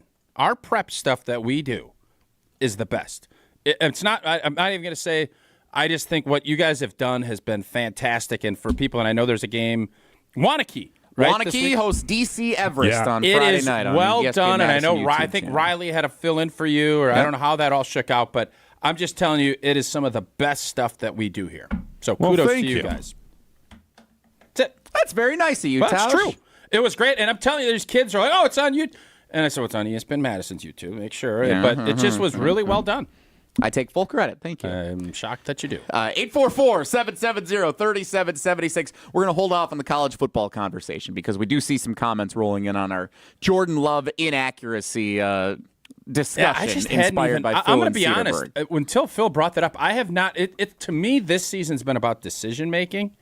It has not been about inaccuracy. Has he put every ball right where it's supposed to be? No. But I don't feel like there's a ton of balls sailing on him or he's way off. His big mistakes have been decision-based. It hasn't been. Like the one dude, I don't remember, I think it maybe was the Texans game, where it was an out route. The guy just jumped it, made a great play. Hey, whoop, no big deal. We can live with that. But the throw last week, that was a bad decision. It wasn't, he sailed the ball, but it was a bad decision. The guy was covered. Screen passes that are covered, fire the ball at his feet, move on to living up. And then we saw it 3 series later when Brady, and this is why I really appreciate his, just it's 2nd and 1, man. You don't need to be a hero. Put away your cape. Here it is. Take a beat and grab a dinner. Before we get to some of the comments and the texts that are rolling in here, when you're talking about Jordan Love and the accuracy and the inaccuracy here, it's just so fascinating to me. What's the difference to you as a former player? What's the difference between accuracy and decision making? Like physical skill set? Is that what it comes down to? Where you put the ball and understanding where it needs to be. So they go hand in hand. So how do I, as a fan watching on television or in the stands occasionally, how do I know the difference between a receiver running a poor route and the throw being where it's supposed to be? Great question. And I don't expect just a bad throw. I don't expect you to do that, but you know. And the great quarterbacks, they know where they need to throw the football because they know the coverage. That's why it's so important defensively to hide stuff, because it used to be you get your guys killed. Now you can't headhunt and do the stuff that we did back in the old days. But you have to know, hey, they're playing zone, and that safety's coming. So that's why I manipulate a little bit. And you have to throw the ball in the right spots. That's why I can't remember the Saints' name, Olave. His brother is down there saying, Derek Carr's got my guy killed. And Michael Thomas is saying that's what he does. And I know that's your guy, but that's understanding coverages. And then this league, everything happens so fast. Everything is quick. You can't afford to miss by a yard. You can miss by 3-4 inches. You're putting your players in harm's way. You don't let them run after catch. So accuracy isn't just about, I put it on him. You got to put it in the right spot. And when you do that whole thing, he threw a 3-yard pass and he got this. Well, a lot of times, slant, if you're behind him, and we saw that with a drop last week, he threw it behind him in a wet day. Should the guy have caught the ball? Yes. But if you put it here, you're going to catch it. That's the inaccuracy stuff that I think Phil is probably talking about. But you're saying Jordan Love's decision, like don't throw the pass into the double coverage is what you're saying. Not when he's throwing when it. He's falling on the ground. Don't whip the ball up in the air. Whip it out of bounds. Right. When the guy's covered on a screen pass, fire at his feet. Don't try to be a hero. There's a little hero ball going on. So some of the text and the comments rolling in. Let's start with this one from Chad in Newburgh on the text line at 844-770-3776. Chad agrees with Phil and Cedarburg. So the Bergs are in agreement here. He is an inaccurate passer, says Chad. You guys blame the receiving corps for all the drops. But if you go and look at all the passes he throws, they're behind, low, or too high. You were just referring to a couple of those. He's definitely... Oh, watch out for that microphone. Just want to chip the tooth. Watch out for those things. He definitely has not been as accurate. He's not to the same point where he was at 50 last season in the beginning, but he is not where he was. He's just not as sharp. And I do put the fact that he's missed a bunch of time as part of that process. Another text here from Dan in Chilton. You're missing the fact that his leg injuries have affected his inaccuracy. I literally just said that, Dan. Well, he texted this a couple minutes ago. He's probably listening on a stream somewhere. But I literally just said it. And it does go hand in hand. And to Dan's point, there is no doubt that not practicing and then having to favor some stuff and you're not able to feel as comfortable getting out of the pocket. Maybe you're throwing the ball a beat earlier than you want because you don't want people at your feet. There's all kinds of things. But, man, I really think it's the comfortability in the pocket. And injuries play a part in that. Over on the ESPN Milwaukee YouTube channel, we see some of the comments here. Here's one from Grant. Love is not nearly as reckless as Favre was in 92 to 94 is all that needs to be said. Agree. So and I did pull up Brett Favre's stats from his career season by season. If you want to do blind resume. Different game. Was it, though? Yes. 1993. Yes. Obviously it is. In 1993. Just let me make this point. It's a great point. You're going to enjoy this. All right. I love a good point. In 1993, which was Brett Favre's his first full season as the Packers starter. He started 13 games the year before when he came in. Let's get to the point. 61% completion percentage. 61? Yep. Oh, it sounds similar. 19 touchdown passes. Okay, different game. Definitely. How many interceptions do you think Favre threw that year? 17. It was his career high. 26. 24. 19 touchdowns, 24 interceptions. 2005, he had to have thrown 20-plus. Oh, I did miss that. Yeah, so it was bolded. I thought that meant it was his career high on Pro Football. No, 2005, he threw 29. So isn't that higher than 24? It is. I was wrong.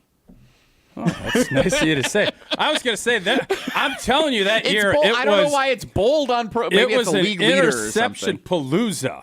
And was it a shock that we went 4-12 with an interception palooza? It was not. Best 4-12 team ever, though. Sorry about that. So bold. Yeah. Like if we put a 4-12, everybody's 4-12 seasons, I'd put our team right there. We peaked late. So Favre led the league. That was a brutal season. Favre led the league 3 times in interceptions. In 1993 with 24, in 2005 with 29, which was his career high, and also in 2008 with 22 interceptions thrown as a member of the New York Jets. Yeah, and forcing the ball.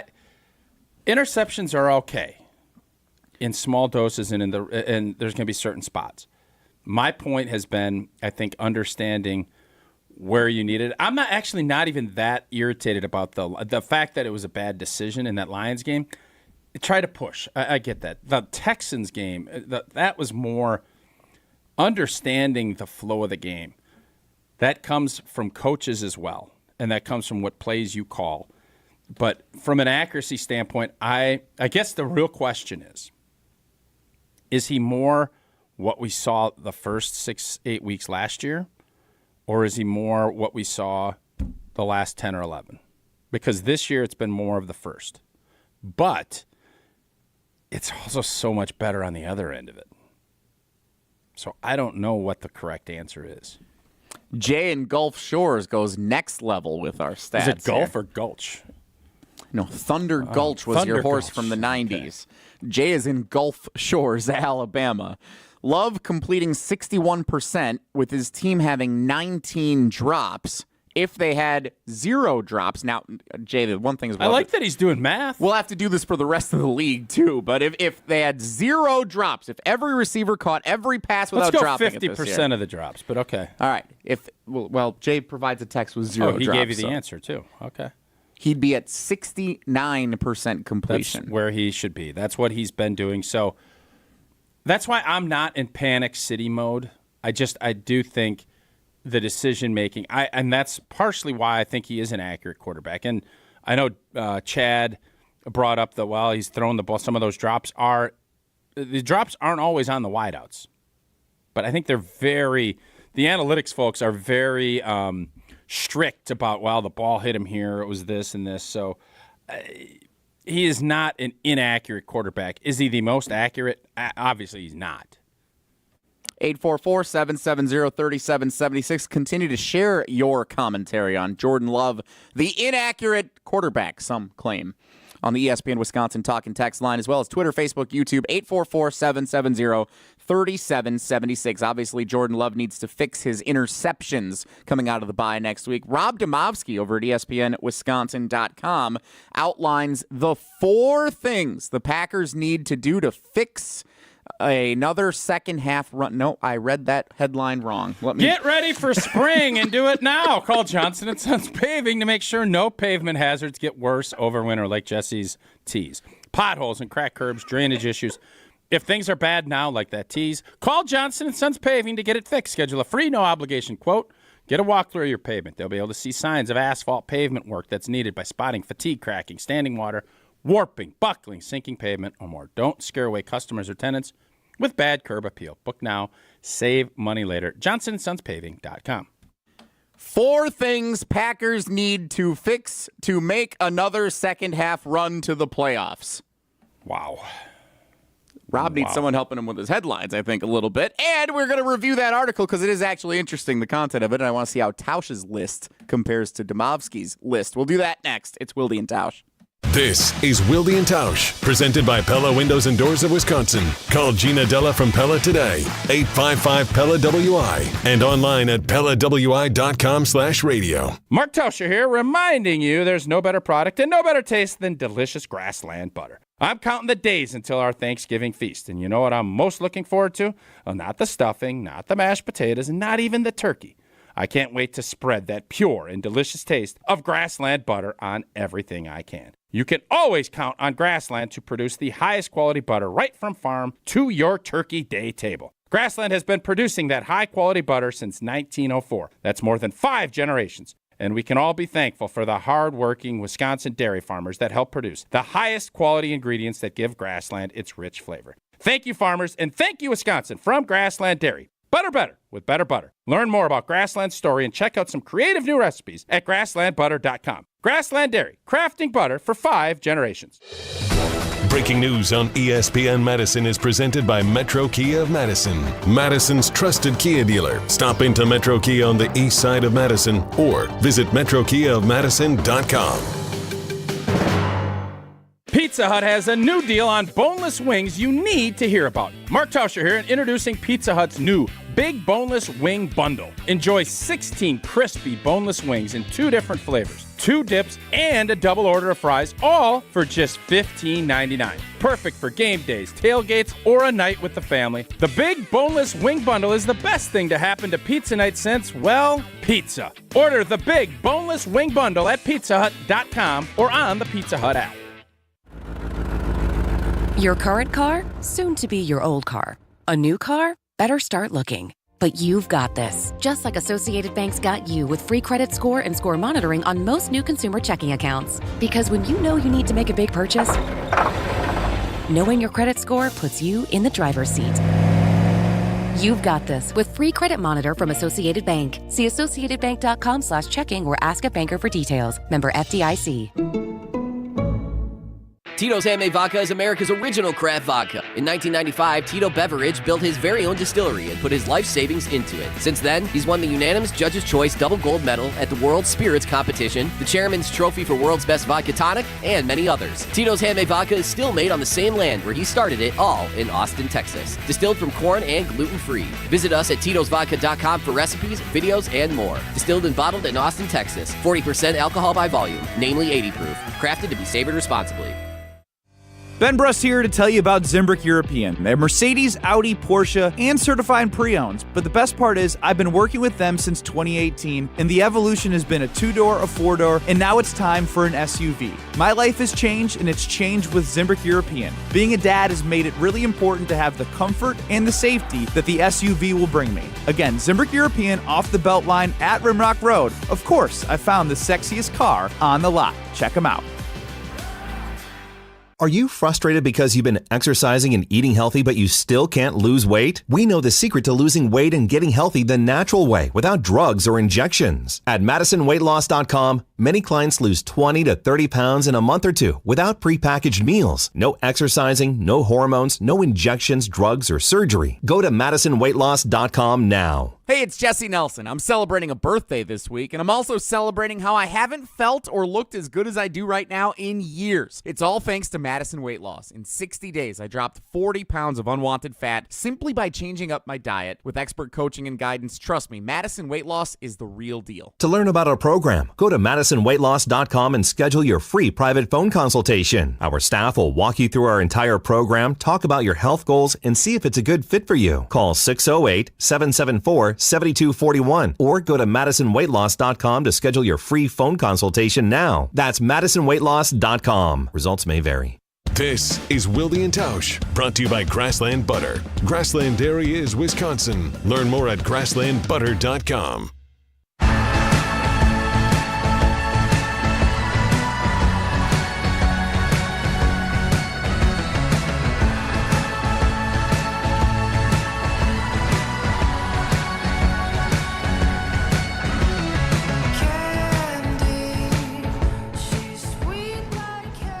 Jesse and Tausch on Wilde and Tausch. Jason's off for the rest of the week. Rob Demovsky's still grinding, though, over at ESPNWisconsin.com. The 4 things the Packers need to fix to make a run to the playoffs. I figured it out. I took the whole commercial break working on how to present that. Yeah, that was hard to listen to. I'm not going to lie to you. Well, then you slowed it way down. You really helped me a lot there. Well, so I didn't have anything. That. I don't have the copy in front of me. I'm not sure when what you got want. the backup quarterback in, you just let him do his own thing and don't do anything to help cover up the hole in the offense, right? We're 3-0 when he's played. So, Tausch, what's the number one thing on Old T's list that the Packers need to fix in the second half of the season to make a big playoff run? Well, the first thing has to be the sloppy play, the penalties, and that's the stuff that's correctable. This isn't a case where we're seeing a bunch of, as Mike McCarthy used to say, combative penalties. It's not. There have been a few, I think what I would call selfish, where you're chirping guys and you're doing stuff that it's about you, not the team. But there's just been way too many drive stoppers, whether it's been holds, but really the false starts and some of the alignment things, way too much. And it's still going on. I can understand having that early in the season, but the sloppy play has not curbed. If anything, I think it's gotten worse. So that, to me, coming out of the bye, doesn't take a rocket scientist to figure out. Like, if you're not going to do that, that's how you stop drives. I'd be fascinated to see how many drives ended up with no points when there wasn't a penalty. So 565 analytics. Yeah, have your analytics firm get on that. No, you know what, fellas? You guys deserve a blow, too. We're going to give you guys a beat. Take a beat. I don't need you guys doing that. You got a fresh weekend. You're giving your analytics firm the weekend off? They've been fantastic. A 4-day weekend. Even though they've crowned you already as the Steinhofels champion. Wow. Even though you're not here on Fridays half the time. And yet I'm still winning. That's so crazy. It's like Jordan Love's still leading the league in interceptions. It's pretty good. 2.5 games but out. that is, I think, the biggest thing. And, I'm sure Rob is going to go into interceptions. That would be second on my list, the decision-making of their quarterback and coach. So you factor in both of those things. That would be the top 2 on my list. So you mentioned penalties first. Penalties is one of the 4 categories Rob goes into depth on in this article of things the Packers need to fix to make a playoff run in the second half of the season. Penalties, as Rob says here, wasn't a problem during LaFleur's first 4 seasons. They were never among the most penalized teams in the league. In 2021, they were actually the least penalized team in the NFL. After tying for the 6th most in the league last season, they're once again 6th with 66 penalties called against the Green Bay Packers in the first half of the season. What do you make of that, and how do you this is the thing that I never know how to present the argument for this. And when we hear fans on Green Bay game night and on this show on Mondays, when everyone's calling in and saying, "Hey, clean up the penalties," okay, don't commit pass interference, don't hold somebody. Yeah, I'm sure as an offensive lineman, it's never your intent to go out and be like, I'm going to commit a penalty on this play. Correct. So how do you coach that up? How do you fix that so you're not in a situation where you do have to have this conversation? Well, part of it's practicing and demanding your tempo and demanding things be cleaned up in practice. There's going to be holds. There's going to be pass interferences. We all understand that. And I don't think those are the penalties that are troublesome. It's the lining up offsides or jumping or false starts, illegal shifts. Those are the things that's practice. That's it's not for me to say. When you're on the road, I can understand. Home games, that's focus. That's focus when you're talking about false starts and things like that. So I don't want to be and Luke Fickell over at Wisconsin, I don't want to be the least penalized team. That means you're not pushing it enough. But I don't want to be the most.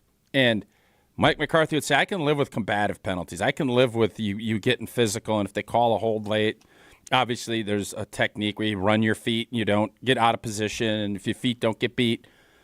That stuff is all right, but it's just being smart and understanding what the referees are calling. If you're getting a crew like cleats where every frickin' play is a penalty, dial it in. But the big thing is alignment and pre-snap.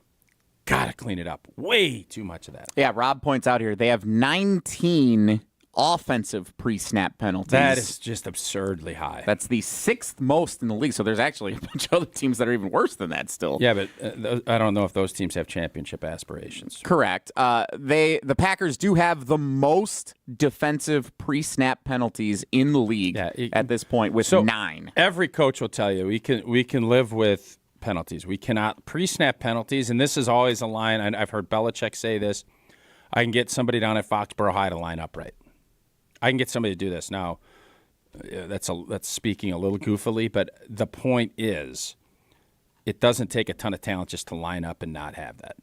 Now, I had false starts. Every player that I know has had a few, but at some point, clean it up, and if you keep giving 5 and 10 yards, that's what defenses are banking on in the league now, that at some point you're going to make a mistake, and when you can't overcome it, and that's when you start pressing the issue a little bit when you don't get into regular down and distance, and that unfortunately has been happening too much to this offense this year. Interceptions and drop passes are both on Rob's list here as well. I think that's a good point. Yep. I think we've covered that a lot throughout the course of our show thus far. If I told you this, here's a little trivia question for you, Tausch. Missed field goals? This is this is still in the interception category. Okay. So Jordan Love has 10 interceptions, tied for the most in the NFL this season. Who is he tied with? Probably Mahomes.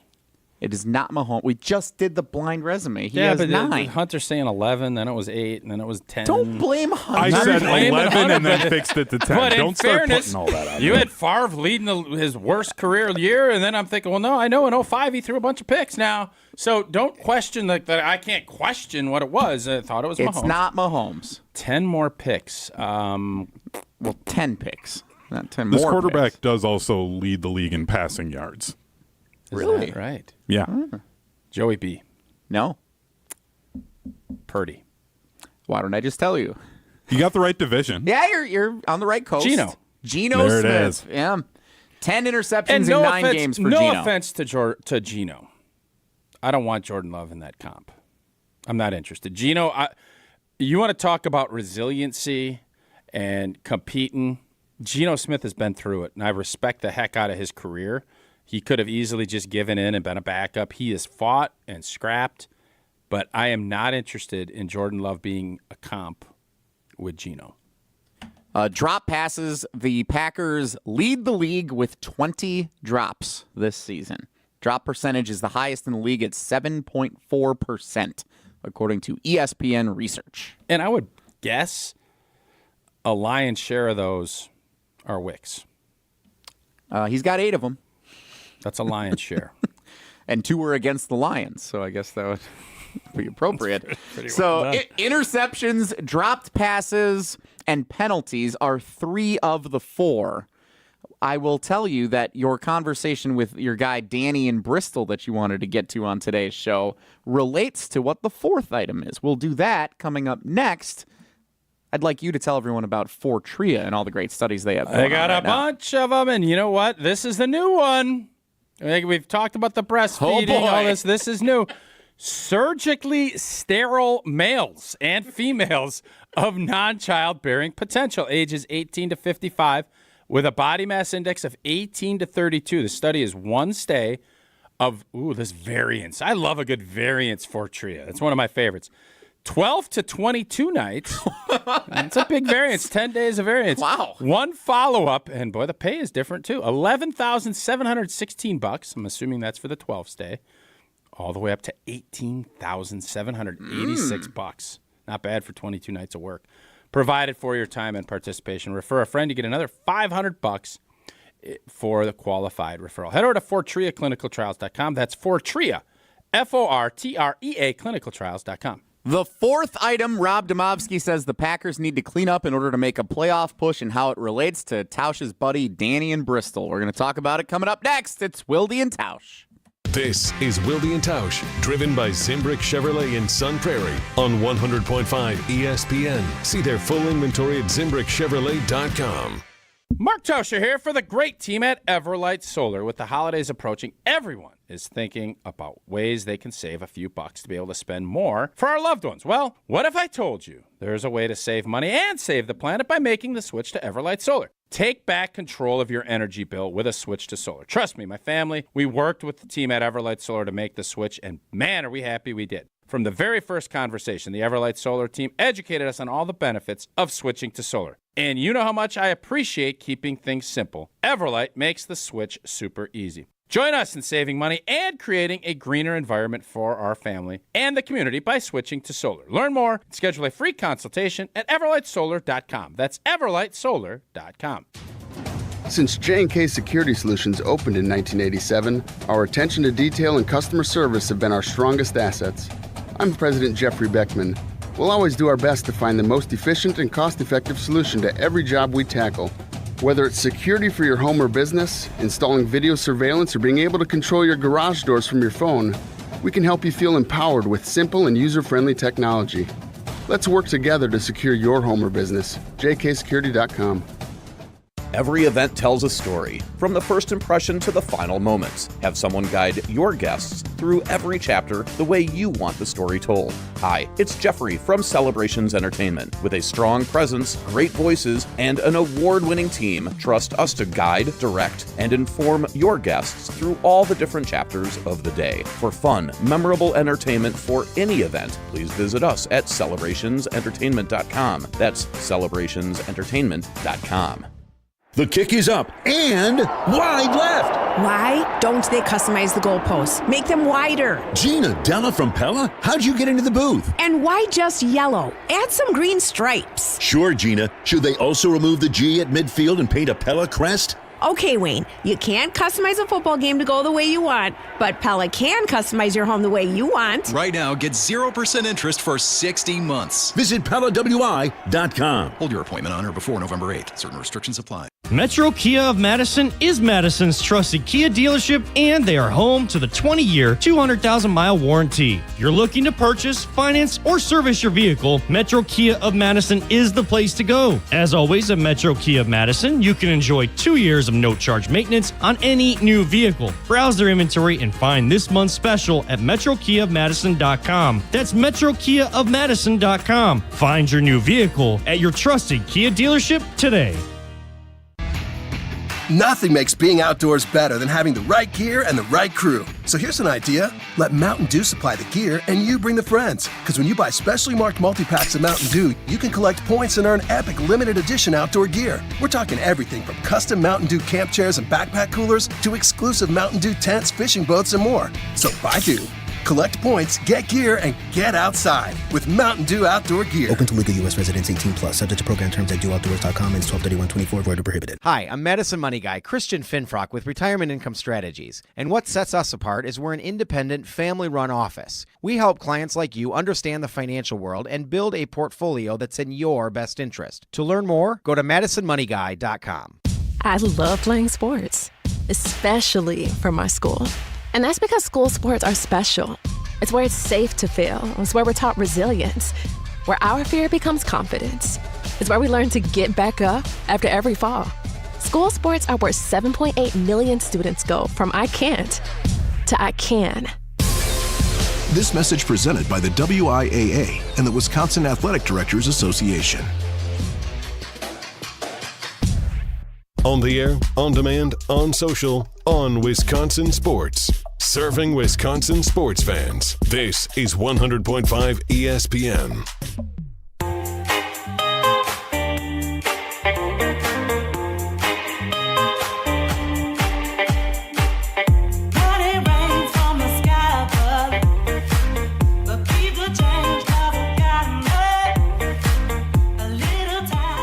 Jesse and Tausch on Wilde and Tausch. Jason's off for the rest of the week. He'll be back after the bye on Monday.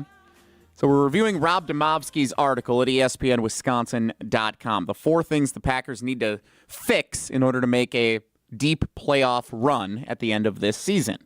As we've talked extensively about on the show thus far, interceptions, dropped passes, both on the list, penalties also on the list.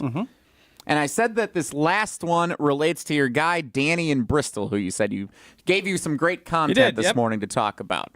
So do you want me to tell you what Rob said, or do you want to tell us what Danny said first? Well, I'm assuming is it missed tackles? Would that be what it is, or is it pass rush? Because I think it's going to be either. Pass rush. Yeah, and I don't know how many missed tackles. I think the question basically, and you look at how the season has went. Quay obviously missed a game 2 games ago.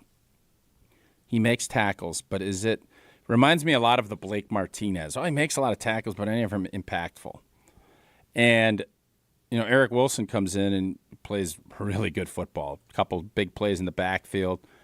And the question is there been enough pressure on quarterbacks? Consistently, I would say no. Halfley has dialed some stuff up. You obviously had a big game against, I think it was the Titans that couldn't block anybody, and he had 7 or 8 sacks. And then you had the Houston Texans where they couldn't protect. But when you've played the big boys, and you played Minnesota with Darisaw still there, they struggled. And it's been a struggle when it's just been, here's a 4-down look and let's go. And I do think hopefully Evan Williams gets back, because I think he is that chess piece that Halfley loves and can utilize and really manipulate and do some things to show. And it doesn't seem, and now granted, I give Detroit a lot of credit. I think there's a lot of respect for what they do, and you can't maybe be as exotic as you'd like. That I think will have to change, because I don't know if you're just going to line up with our 4, even with Enikbari taking some of Preston, now that Preston is gone, are you going to get home with 4? And I think that's probably the 4th one. So a couple of things I want to ask you about there. Evan Williams is first because he got a lot of flowers the other day. When he went down, that seemed to be the turning point in the game a couple of weeks ago against Jacksonville, and he was definitely missed against Detroit on Sunday. Is that a good thing? Like, is it good that Evan Williams has emerged as that significant of a player? Absolutely. Or is that more of an indictment of some of the more veteran players who are there already that haven't been able to play at the level? Like any of the players in the secondary. So just wait a second. You're telling me it's an indictment that you have a rookie that is playing at such a high level that when he's out and he's missed to a degree, that is a bad thing? Yeah, should you be that dependent on a brand new player when he showed season? And earned the reps? Absolutely. It's awesome to have a young player that is playing at a star level. Yes. How is that a bad thing? Because what I'm wondering is, why isn't the guy who was drafted in the first round at that level, in Javon Bowler? Why isn't... In the what round? Wasn't he a first round? Was he a second round pick? Whatever he was. Second or third. Yeah, whatever. He's a much higher pick than Evan Williams was. Okay. Why isn't he playing at that level if he's this highly touted guy coming from the Georgia defense? Why isn't there a veteran who's in that secondary that's Xavier evolved McKinney's and emerged? Been pretty good. Well, obviously he is. I'm thinking more of why isn't Jair getting more flowers? Because he didn't play. Valentine and Ballantyne, obviously. They're seventh and they're late picks. Once you get to the NFL, yes, the expectations change when you're a first or second round pick. I get that. But how on earth can it be a negative that Evan Williams is a stud? How is that? How can we possibly view that in any way but awesome for the Packers and for Evan Williams?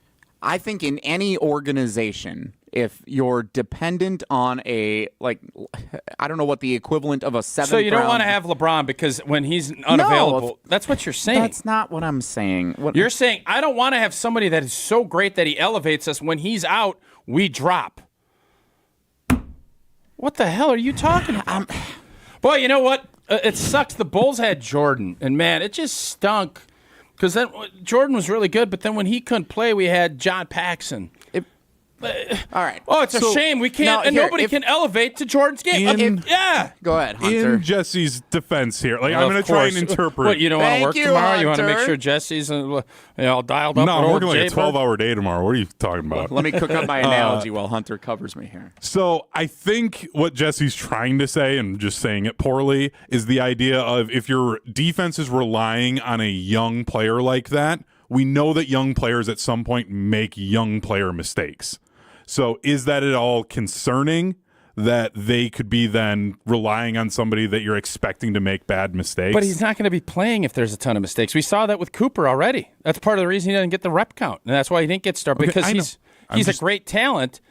No, for us to look at this, and Jesse is making this out like it's a negative, that is what you made it out to sound. Tell me I'm crazy. I was asking you if there's any concern that Evan Williams is this, Evan Williams is somebody who was mentioned as going into preseason, going into training camp. It was a three-man race. Even throughout the preseason, he was like, he could be a nice player sometime. Three-man race for that spot. No one thought that Evan Williams was going to be an impact player who would be missed significantly by this defense if he's out for the Lions game. And it is a testament to him that he learned the system and could play as fast as he's been, that he's been this impactful, that he is a big loss. And to think anything outside of that, to me, doesn't make a ton of sense. That's all I'm saying. Okay, fair. It's a testament to the job that Evan Williams has done, that he's become that significant a player. I'm not denying that. But what I'm saying is, when you're on the Johnson & Sons paving group and you're the newcomer who's joining the team for the first time and you're putting in a brand new parking lot, and that team suddenly becomes totally dependent on... We did Johnson & Sons already, right? I'm just making sure. Yes, they're totally dependent. This is just my analogy that I stalled thanks to Hunter for 2 minutes to come up with that might help frame this better. If the Johnson & Sons crew that's already out there, and they're a bunch of veterans, they've been doing this a long time, a lot of them have been on the same team working together. You come in and you're driving the rig all around and you're getting the whole thing all set up. I don't know what all the things were that you were doing, but suddenly that team becomes dependent on you to get the job done. And then you have to leave because it's your lunch break or whatever, and the rest of the team is trying to figure it out, and they're lost because they can't stop the pavement from getting out of control because you're not there. That seems like it's a problem for that crew. obviously Johnson & Sons would never have that problem because they were much more efficient and better, I think, when you probably weren't on the job site with you. Point being, thank God there's a point coming. If they're dependent on someone brand new being that influential, is that a significant problem to have that Evan Williams led the defense to giving up what it did on Sunday against the Lions, and that in the second half against the Jaguars, it seemed like Trevor Lawrence and the Jags were able to figure out the Packers' defense and had a blueprint to success because Evan Williams wasn't on the field? That's all I'm asking. You're saying no, and I believe you. You played in the league. I didn't. I'm just asking you if that's something I also hiked Machu Picchu. No, the answer is no. And your analogy, well, how does it Billy Madison when they're doing that deal? And the guy gives that long answer, and he goes, I just know there are no points awarded, and I just got this much dumber from hearing that. That, honestly, as I'm hearing him say, well, isn't this, and this? So you have a young player that is exceeded all expectations. It's become a stud that you're moving around, and he is just making plays, and he's added this whole other. That is a great problem to have. And, yes, does it suck that he's injured and he's not been able to? Yes. But I don't know how that could be anything. You can't just replace great players.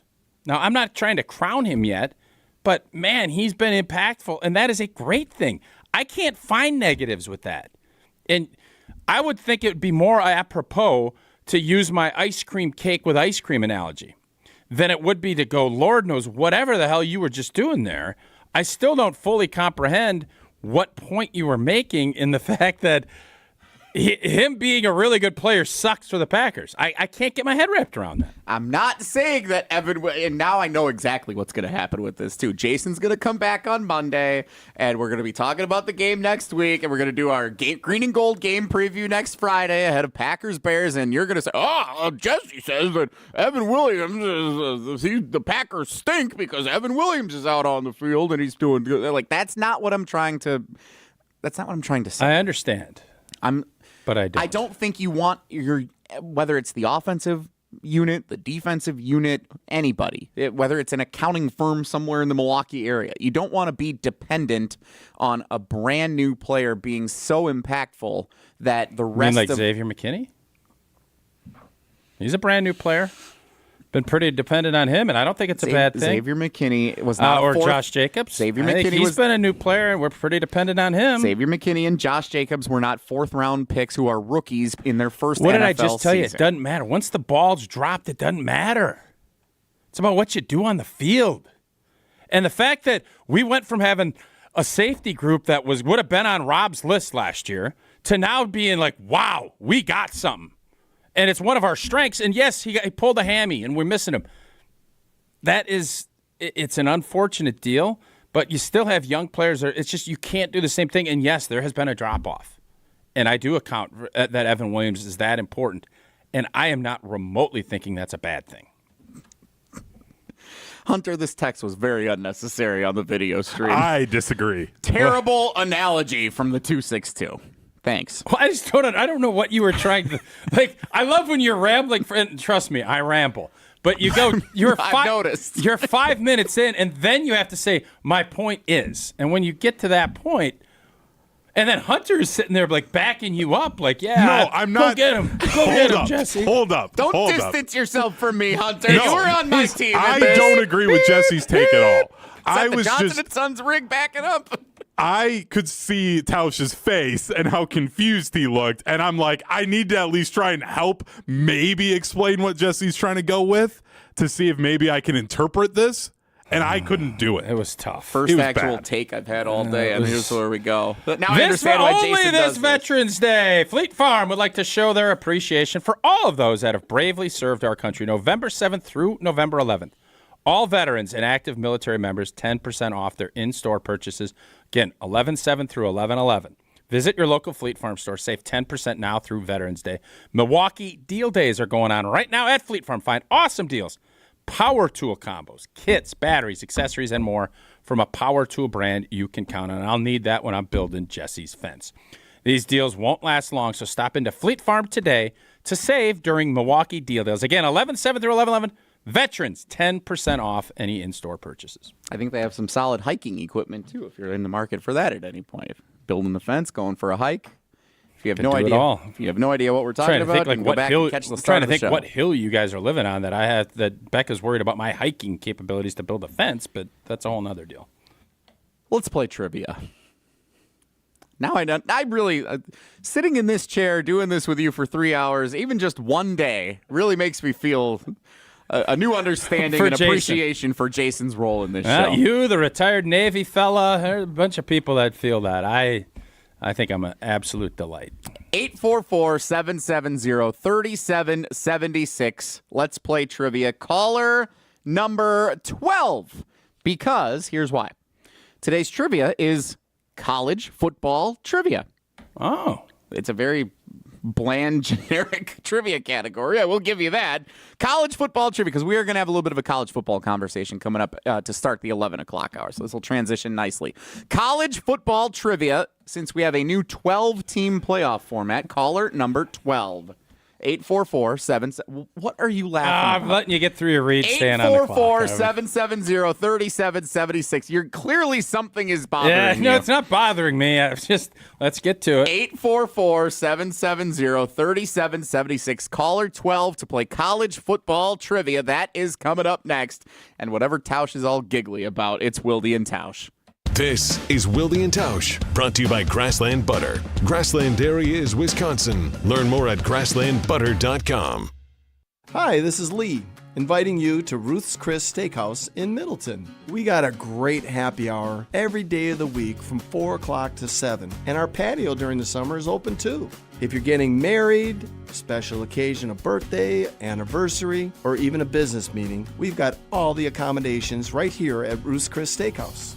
You work hard and sometimes you're not sure what you want to do, where you want to spend your money. I want to encourage you to come into Ruth's Chris Steakhouse and say hello. It'd be a pleasure to meet you. Rah. Pella Windows and Doors of Wisconsin present your Badger Minute. Here's Pablo Iglesias. This Badger Minute is brought to you by The Jump Around. Don't miss new episodes of this exclusive digital show talking all things Wisconsin sports, premiering every Thursday at 12:30, streaming live on the ESPN Madison YouTube channel.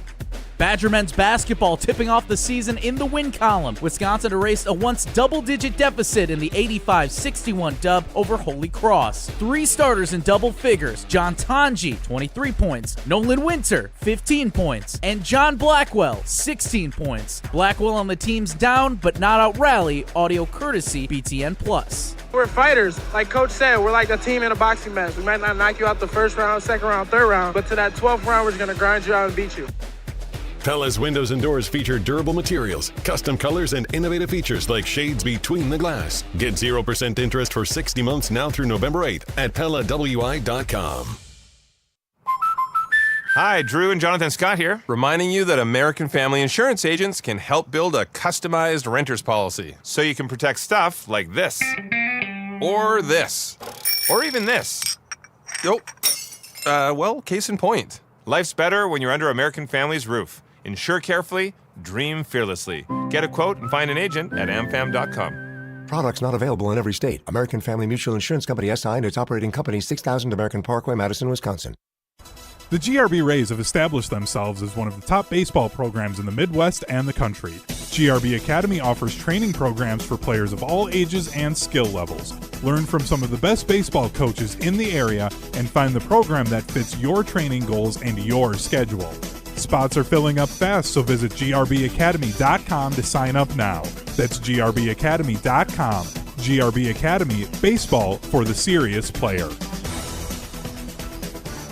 Mark Tauscher here, encouraging you to join in on the fun with Prize Picks, the best place to get real money sports action. With over 10 million members and billions of dollars in awarded winnings, Prize Picks has made daily fantasy sports accessible to all. You just pick more or less on at least 2 players for a shot to win up to 100 times your cash. Prize Picks is the only real money daily fantasy platform with an injury insurance policy so that your lineups stay in play even if one of your players gets injured. If your player leaves in the first half and doesn't return, Prize Picks keeps your lineup live. Prize Picks puts their members first, so all withdrawals are fast, safe, and secure. And when your picks hit, you get your money in as quick as 15 minutes. And you can now win up to 100 times your money on Prize Picks with as little as 4 correct picks. Download the app today. Use code WI to get $50 instantly after you play your first $5 lineup. That's code WI to get $50 instantly after you play your first $5 lineup. Prize Picks. Run your game.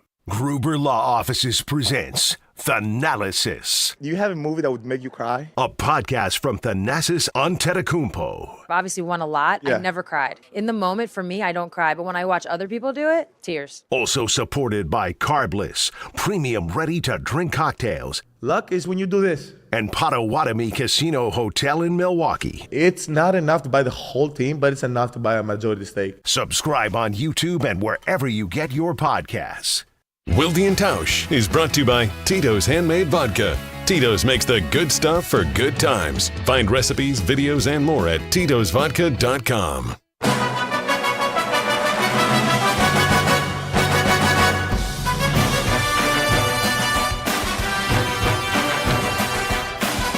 This is very confusing because Hunter produces ESPN Wisconsin College Game Day before and after every Badgers game. Okay. And this is oftentimes the music that's used coming back and forth. And I've hosted that show, and now I feel like I'm hosting the Badger post-game show. But this is just Wilde and Tausch. Yeah, it's weird. Jesse and Tausch today with Jason on assignment, and I know many of you are upset about that at this juncture of the show. Is that what YouTube's telling you? That's what everyone's telling me. Oh, yeah. That's You think Jason's in there, like, just stirring it up to make sure everybody knows? Bunch of burner accounts. Yeah, He's just I can see noticeably that. a lot of activity in the YouTube Boy, comments it's today. really popular today with Wilde not being The here. old dwellers. 844-770-3776. Let's go ahead and play some college football trivia on Wilde and Tausch. And let's welcome in today's trivia contestant. It is Justin in Cudahy. Justin, what do you think of Evan Williams' impact on the Packers' defense? I think he's doing great so far this year. I do too, Justin, and that's all we have to say about that. College football trivia is the category today. Tausch, you have question number one. All right, Justin, which of these college football teams is still undefeated this season? Is it Army, Navy, or Space Force? Let's go. It's Army or Navy. Let's go Navy. Should have went Space Force. That would have been funnier. I'll tell you what, Space Force, they get a home game. They're going to be tough to beat. It's tough. Very. You get those cats up, and that's Yeah. one of my They can all-time move up on the favorites. moon. Yeah, Mike McCarthy, when he got to Green Bay, his first meeting, he said, you got to chase success, all this stuff, and he said, we're gonna go win world's championships, and all of us are kind of looking like, we got to go to frickin' Mars and go try to win a chip. It's not about just winning here on Earth. You got to go get one up there. Army is still undefeated. Which place would be the toughest road? Would it be Neptune, like, with the gaseousness, and which planet would be the hardest? Space Force probably has to pick one spot to be their home games. Like, they can't just pick all the You play planets. neutral sites. Well, the Super Bowl would be in a neutral They site. play the Saturn Classic. I would guess Mars. And that's a bowl game, Saturn or Jupiter. I would guess Mars would be their home base, and then I don't know if you could play in Mercury or Venus just because of the heat. That would be like having to go to Mercury's Miami or yeah. Justin, great. Thanks for bringing that up. I don't think he did. Question 2, Justin. I don't know how we got there, but Justin, I appreciate you bringing it there. Let's see if we can get on the board with this one. Number one, Oregon is the best-ranked undefeated team in this week's first college football playoff top 25 ranking. Which team is the second best-ranked undefeated team in the country? Is it Miami, Indiana, or Georgia? I will go Georgia. Now, see, this is tricky. This is tricky, Justin. I feel worse that you got the Space Force one wrong. Because Georgia is ranked ahead of Miami, but Georgia has lost a game this year. So Miami is the correct answer. Miami is the second best ranked unbeaten team in the country. Okay. All right. That's what the polls say. That's what the polls say. Yeah, it's early. All right, Tausch, you have question number 3. All right, Let's get last Justin one. a dub here. As of this week's first college football playoff ranking, which of these teams would be in the college football playoff if the season ended today? Is it SMU, LSU, BYU? Oh, boy. Yeah, not easy. I haven't seen a lot of this. No, it's not. I'll go BYU, though. Look at you. Look at you. Salvaging a victory, avoiding the sweep. Nicely done, Justin and Cudahy. You got one of the 3 questions right, which means you get 2 of the possible 4 entries into the drawing tomorrow for an ESPN Wisconsin prize pack. Good luck cheering on the Space Force this weekend. So, Justin, if you had to go to another planet, which would you pick? I guess since you started the conversation. Oh, boy.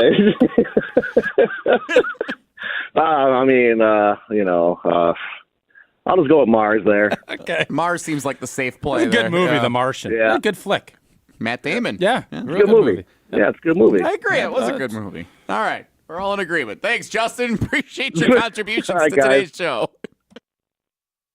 Justin in Cudahy. I don't know if Justin knew what he was getting himself into. I don't know if he did. What planet would you go to? Neptune. You almost did it. I pulled back. I'm not going to pull back with Tito's, though. Pour me in, coach, from a seat in the stands to the best seat in the house. Pour me a Tito. Stack a spicy bloody for your warm-up. Salt the rim of a Tito. Read it during halftime. Or take home the win in whatever you want with a Tito's. You're calling a game. You change up your roster. You wash that lucky jersey as long as you make Tito's your first-round bottle pick. Whose house? Oh, it's Tito's house. Find cocktail recipes for every fan at Tito'sVodka.com. Crafted to be savored responsibly. If all the planets were a conference, which one do you think would be the first to bolt for realignment opportunities for another conference? ACC. It'd be Pluto. Which planet? Oh. Like Pluto would be like the Nebraska or the Colorado. Pluto's not even a Yeah, planet. so they've already moved. Yeah, but they're like Nebraska. They've already left. No, they're FCS now. They got demoted. They're not even in the game. Pluto's the North Dakota state. Yeah, they're not even part of it. So I probably think Mercury right out of the gates. Yeah? I think Mercury probably is looking like, well, it's too hot here. They're going to leave the Milky Way and they're going to go for a... I don't know all about the galaxies and everything else, but I know it's very close to the sun. So that I was thinking they'd be going to the SEC. They're right there by the center of the universe, and that's what the SEC thinks of themselves. So they haven't been wrong. If you're thinking, wow, this is dumb, I'm right there with you. But we're going to actually talk about some college football. That's really rich coming from you with the Evan Williams debacle that you just put out there. Tausch has a question about this college football season that I'd like to dive into. Plus, we're going to hear from Barry Alvarez earlier this week on the Great Dane Huddle on ESPN Madison. Talk a little bit about what happened with the Badgers at Iowa and look ahead to what's still to come through the rest of the season with the Badgers radio analyst, Mark Tauscher here. Don't go anywhere. College football conversation coming up in 2 minutes on Wilde and Tausch.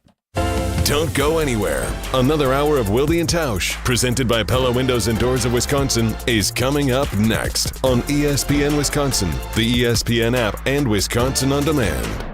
Want to join the fastest growing home solar company in the nation and work in the fastest growing industry in the world? Everlight Solar has open positions in the Madison area and in their newly opened Milwaukee location. As Wisconsin's largest home solar company, Everlight Solar offers great opportunities to gain new skills and advance your career. Don't miss the chance to join the Everlight Solar team. Visit everlightsolar.com to apply today. Save money, save the planet, and start with Everlight Solar.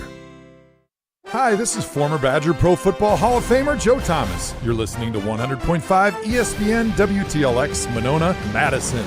Good Karma Brands radio station. Broadcasting live from the Everlight Solar Studio, this is your Metro Kia of Madison Sports Center. What is up, Madison? I'm Hunter Vaughn. Your Sports Center update is brought to you by Zimbrick Honda's presentation of Prep Mania. Don't miss Level 3 of the WIAA playoffs this Friday night as the 7-seed DC Everest Evergreens travel to Waunakee to take on the 1-seed Waunakee Warriors this Friday night at 7 p.m. exclusively on the ESPN Madison YouTube channel. Riley Yauk and Dennis Summerow will be on the call for that one. The Green Bay Packers and the Wisconsin Badgers football team, they're both off this weekend as both of them try to bounce back to disappointing losses in the previous weekend. Stay up to date on both of those teams over at ESPNWisconsin.com. On to college basketball. The Badgers are back in action tonight after they had an 85-61 win earlier this week over Holy Cross. Tonight, the Badgers host Montana State, Wisconsin's 18.5-point favorites, according to ESPN Bet. Tip-off is at 7 p.m. for that one. Speaking of 7 p.m. tip-offs, the 1 and 6 Milwaukee Bucks, they're back at it against the 1 and 6 Utah Jazz at 7 p.m. right here on ESPN Madison. Metro Kia of Madison, Madison's trusted Kia dealer. Stop into Metro Kia on the east side of Madison or metrokiaofmadison.com.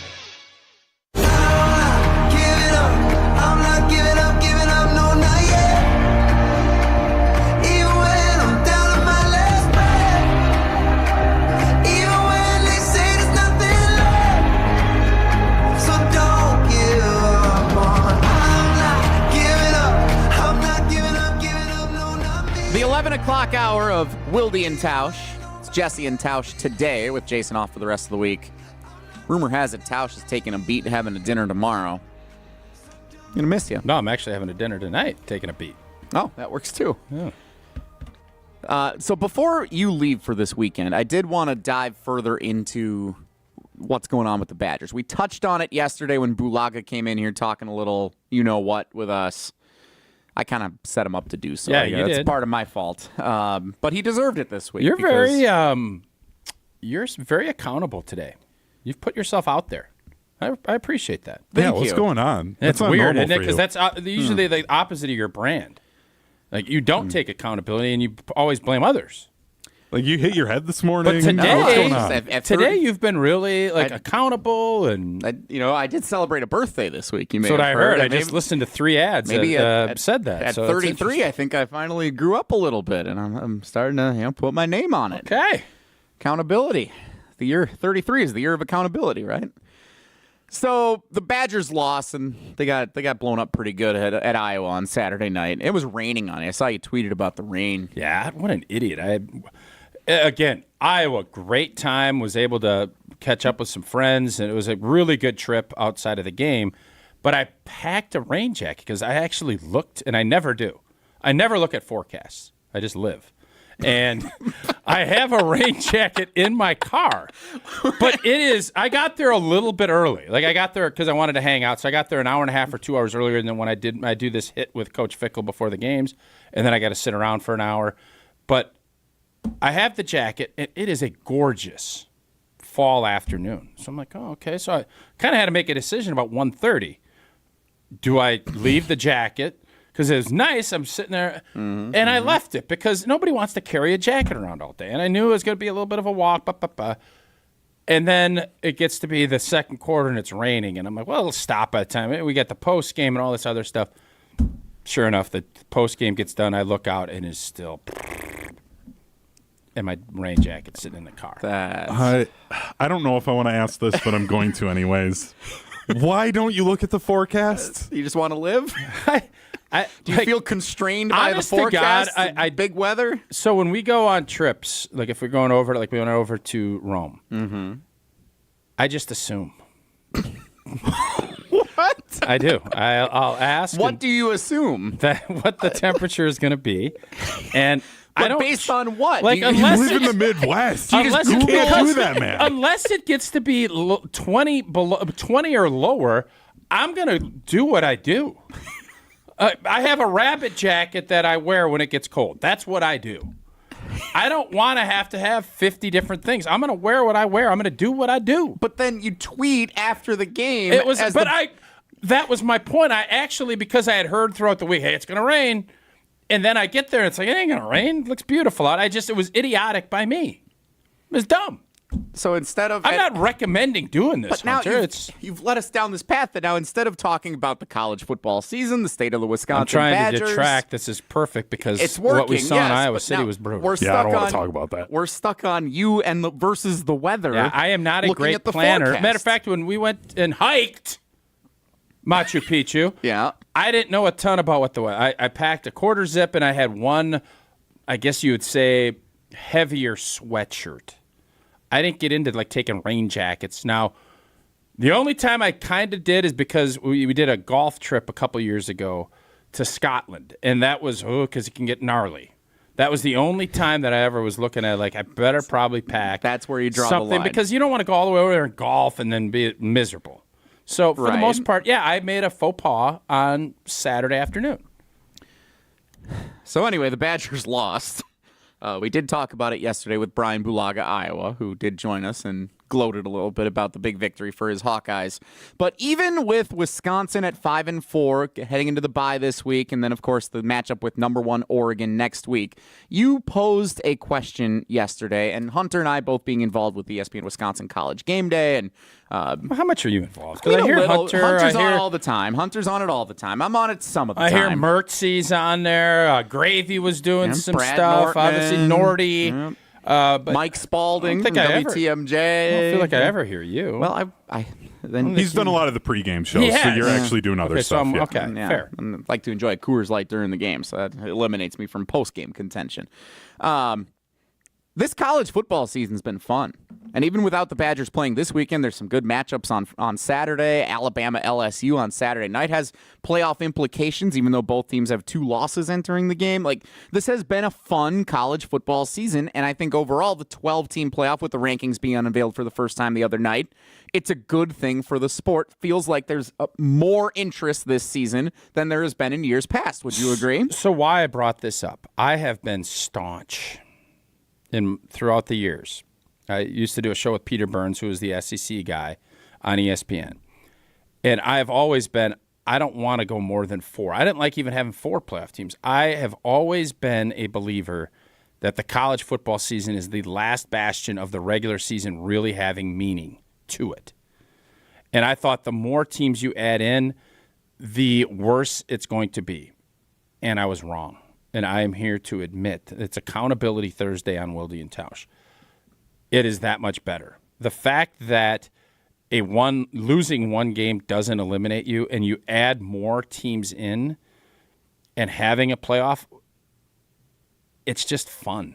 And when you see that and you understand that now a 2-loss, the intrigue of Indiana is going to be fascinating to watch. They have no losses. I do believe Ohio State will beat them. The blank is going on around here. Of course you're going to. He's trying to do it discreetly so that we don't have to call out. Riley Youngster. Can we get a camera on Youngster? Look, the camera is zoomed in on you. No one knows that Riley is in here fixing one of our cameras. Anyways, thank you, Riley, for trying to fix the camera. I think the fact that Indiana is sitting here undefeated, kudos to them, and what they've been able to do is Signetti, and it's a great turnaround. But the fact that they're going to lose to Ohio State and then still potentially get in the playoff is really intriguing. And then they're going to play the big boys, and you're going to see how they do. And I have to admit, I was short-sighted. I did not look at the big picture. I always just thought, I love the fact that the November 7th game, Notre Dame, Boston College, if Notre Dame gets beat, they don't make the playoffs. I love that every week was a playoff. Now there's more people involved. 1 loss doesn't ruin a season. 2 losses is potentially not ruining a season. Now, is there still some things that I think they need to tinker with? Yes. But on the whole, college football will never be more popular in the month of December than it's going to be because of this playoff. And having teams host at home and having that added layer to this college football season has added another dimension that I was wrong about. This is the most intriguing college football season because there's more to it, and you're going to actually crown the champion. It's not going to be appointed by the powers that be. Would love to see some text and some comments on this, 844-770-3776, because I think it's interesting as Badgers fans, who I can speak for myself, and I know Hunter, we are both Wisconsin football fans, that the Badgers are really not in contention any longer for the college football playoff. That is correct. Year. But the season is still intriguing because of the national matchups and because of the 12-team field. I agree with you.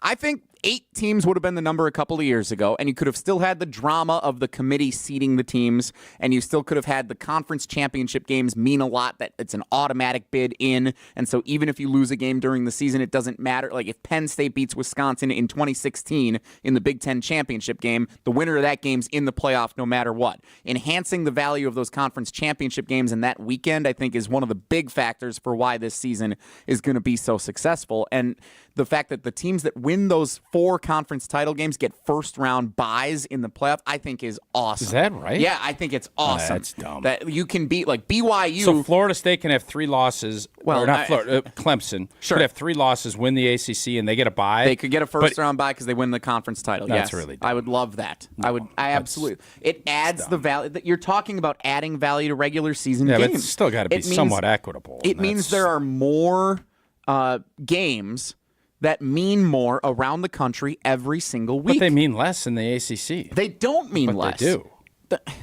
They don't. We disagree. BYU's undefeated. They're playing for a chance at a first-round bye in the playoff, even if they're not ranked by the committee as one of the top 4 teams in the country. I'm fine giving them an auto bid. I'm not fine giving them an auto bye. No. I think what we saw last year with Florida State being held out as an undefeated team is we saw the subjectivity of the College Football Playoff Committee come into play, just like the objectivity of the BCS rankings came into play, and that's why that system needed to be changed. Now you get both. You get the best 12 teams in the country that are in, and there are certain qualifications that teams get to win their way in, and they are deserving, and you can have a committee that seeds based on deserving best of getting and most deserving. A 4-loss BYU team, and I know that's not how it's going to shake out, but a 4-loss Clemson team should not get a bye compared to a 1-loss Georgia team. That's absurd. It's absurd. It's absurd.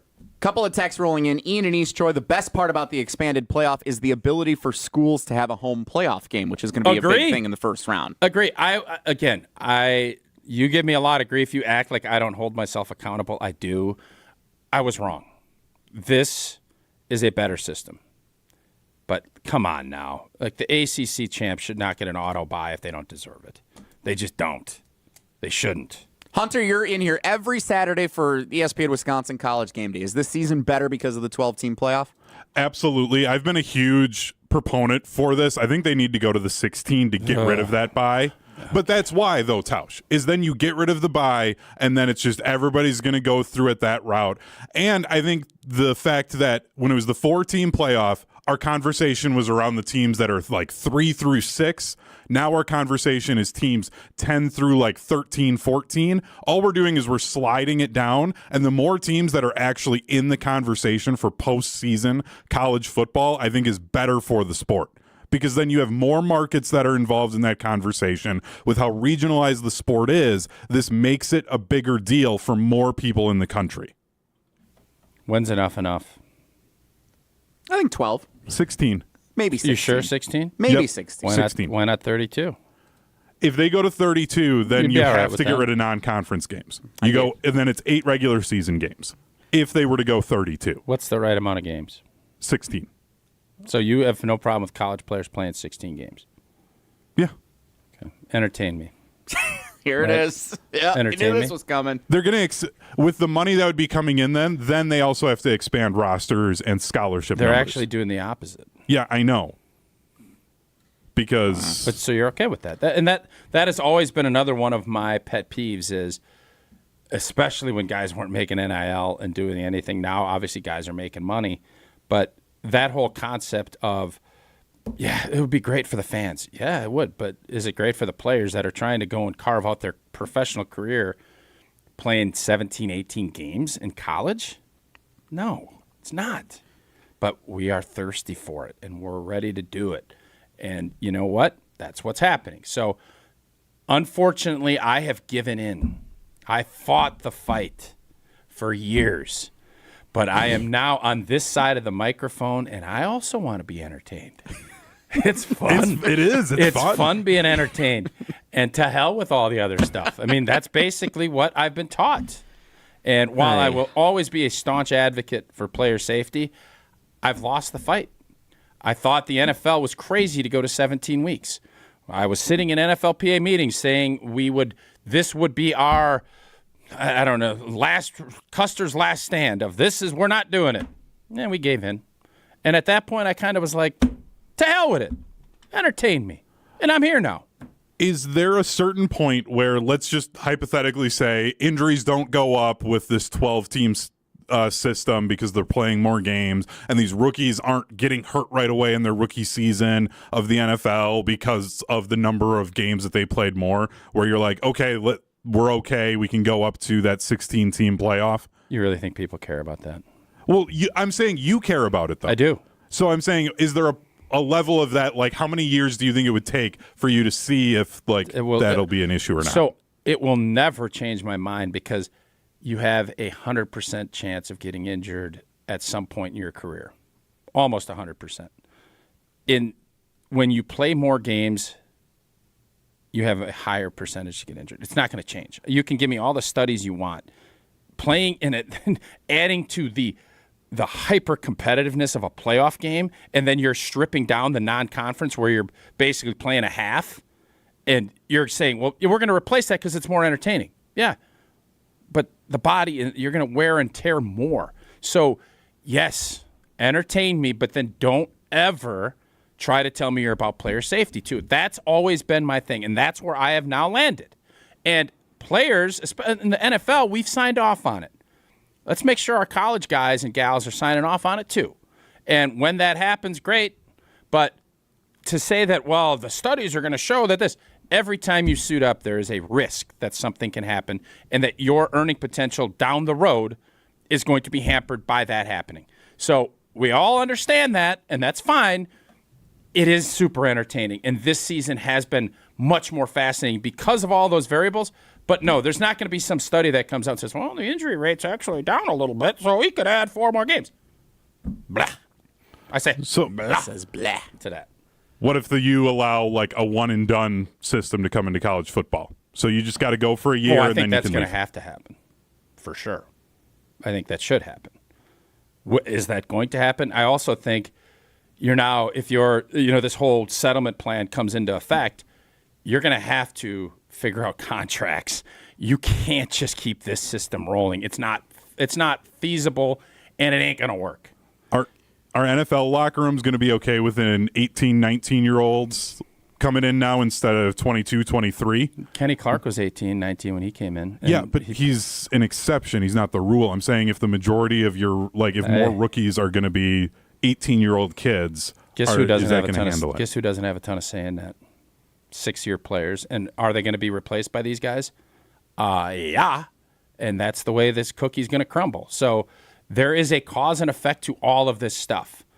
Why I fought, or at least in my own mind and on our show about this, is because of all of those dominoes that fall. But again, players gave in. And I understand why. Because there's money there and guys' careers are short. So I totally get why everybody has done what they've done. We are now we're going to entertain, we're going to do this. Well, they're going to get rid of a preseason game that nobody played in anyways. We're going to get 18 games. That is going to happen. I just hope they don't end up going to 20. But I'm not going to be shocked when that does. And I'll be sitting here saying, oh, Thursday night game. Oh, that'll be fun. I'll watch that because this is what we've agreed to. And that's where we're at. 844-770-3776 is your way into the fun little show. banter. I like Hunter. He was getting after you a little bit, and you were getting after me. Getting after me. He's asking me questions. It was a spirited conversation. No, it was. I love awesome. college football. It was really good. There was nothing I'm confused. He was like Evan Williams, and now the whole show's going to go to hell because Evan's taking a break. We're going to hear from Barry Alvarez coming up next on the Great Dane Huddle earlier this week. Some very interesting commentary from the former head coach and athletic director at the University of Wisconsin about the state of the Badgers following the loss to Iowa, with number 1 Oregon coming to town next week. Is it fair for me to tell you guys that if you're on board with all of these added games that you're not really an advocate on a player safety standpoint? Or is that unfair for me to say? I mean, you've been doing it for years. I know, but I'm asking.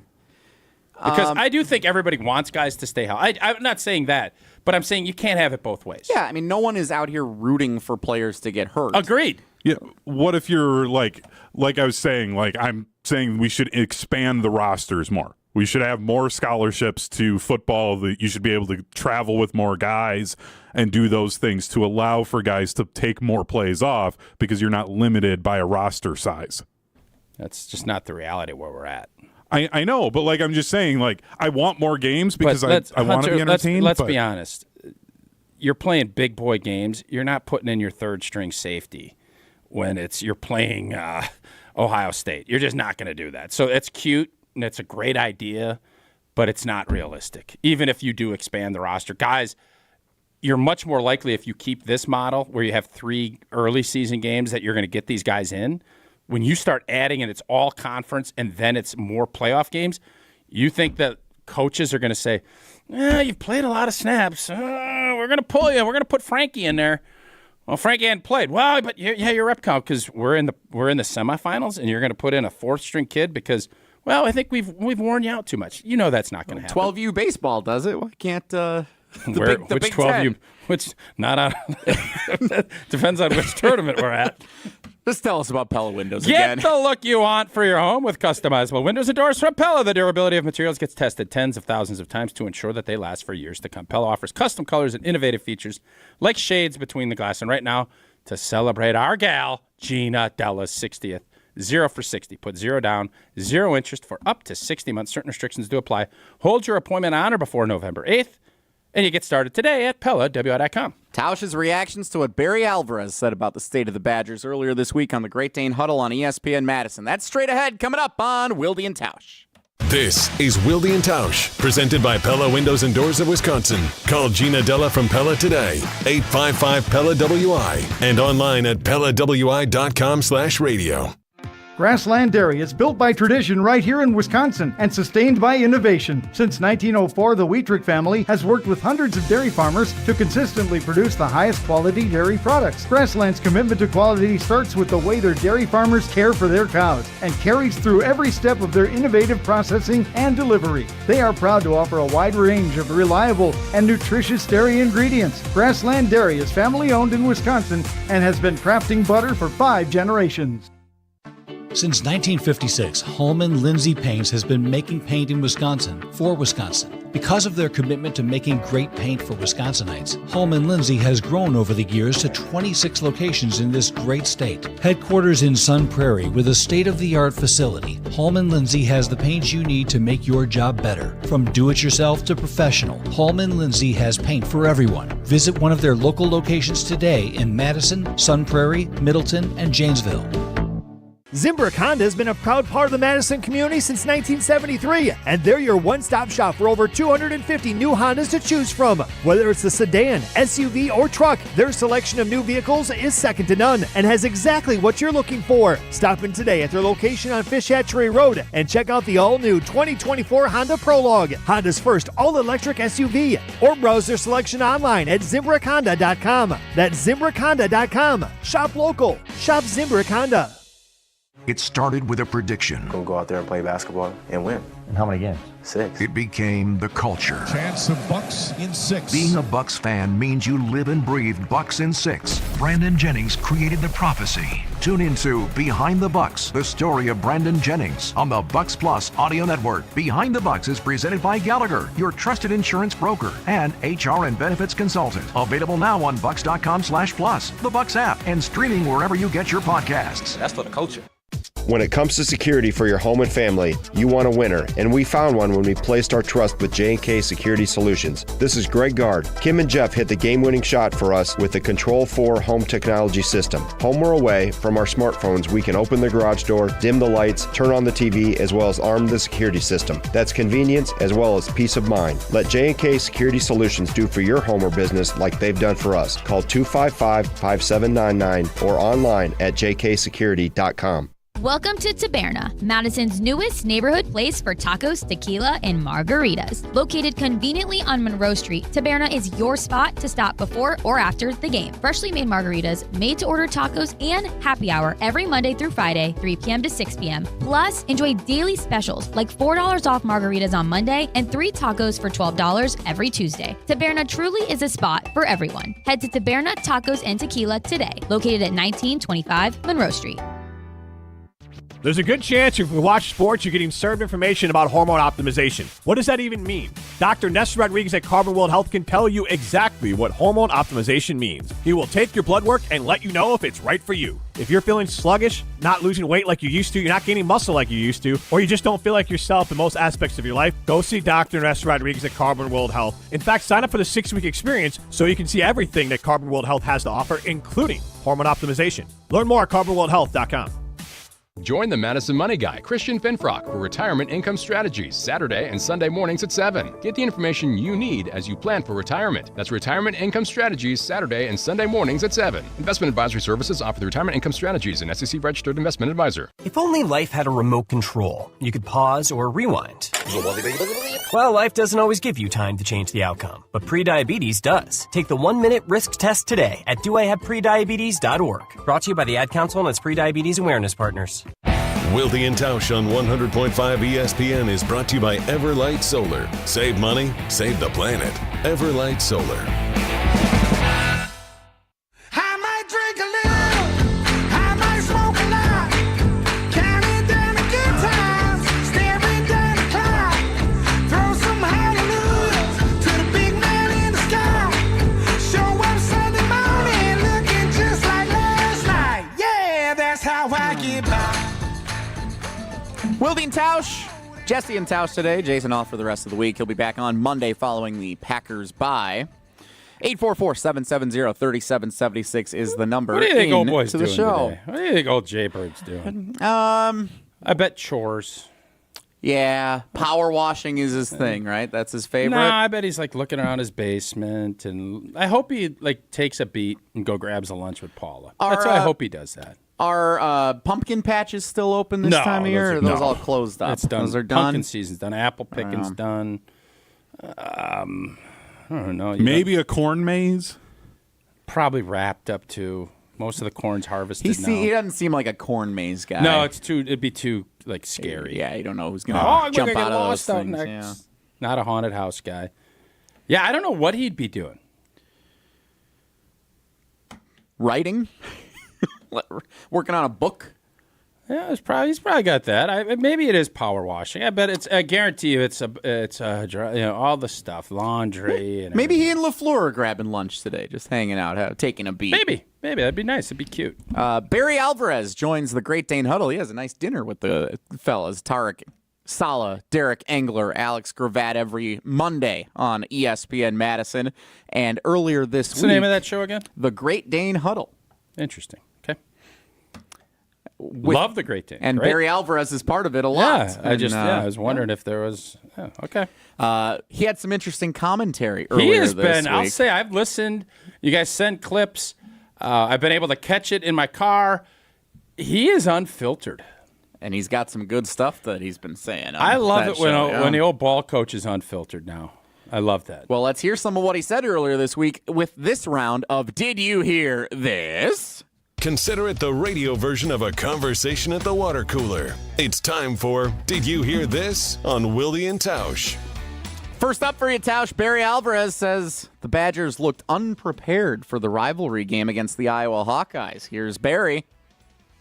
I got to tell you, over the years, when I first started, it was Minnesota. When you play a rivalry game, you have to understand, and your players have to understand, they are getting fired up. I mean, they're getting cranked all week. And if you don't match that enthusiasm and that energy, you're in trouble. And it took me a while until I ended up hiring a coach from Minnesota. And he came down and said, do you realize how they prepare for Wisconsin every week? And we'd have a hard time with them early on in my tenure. He said, it's a bowl game. Man, it's a huge thing all week. And I changed my preparation for games like that from that point on, and it made a heck of a difference.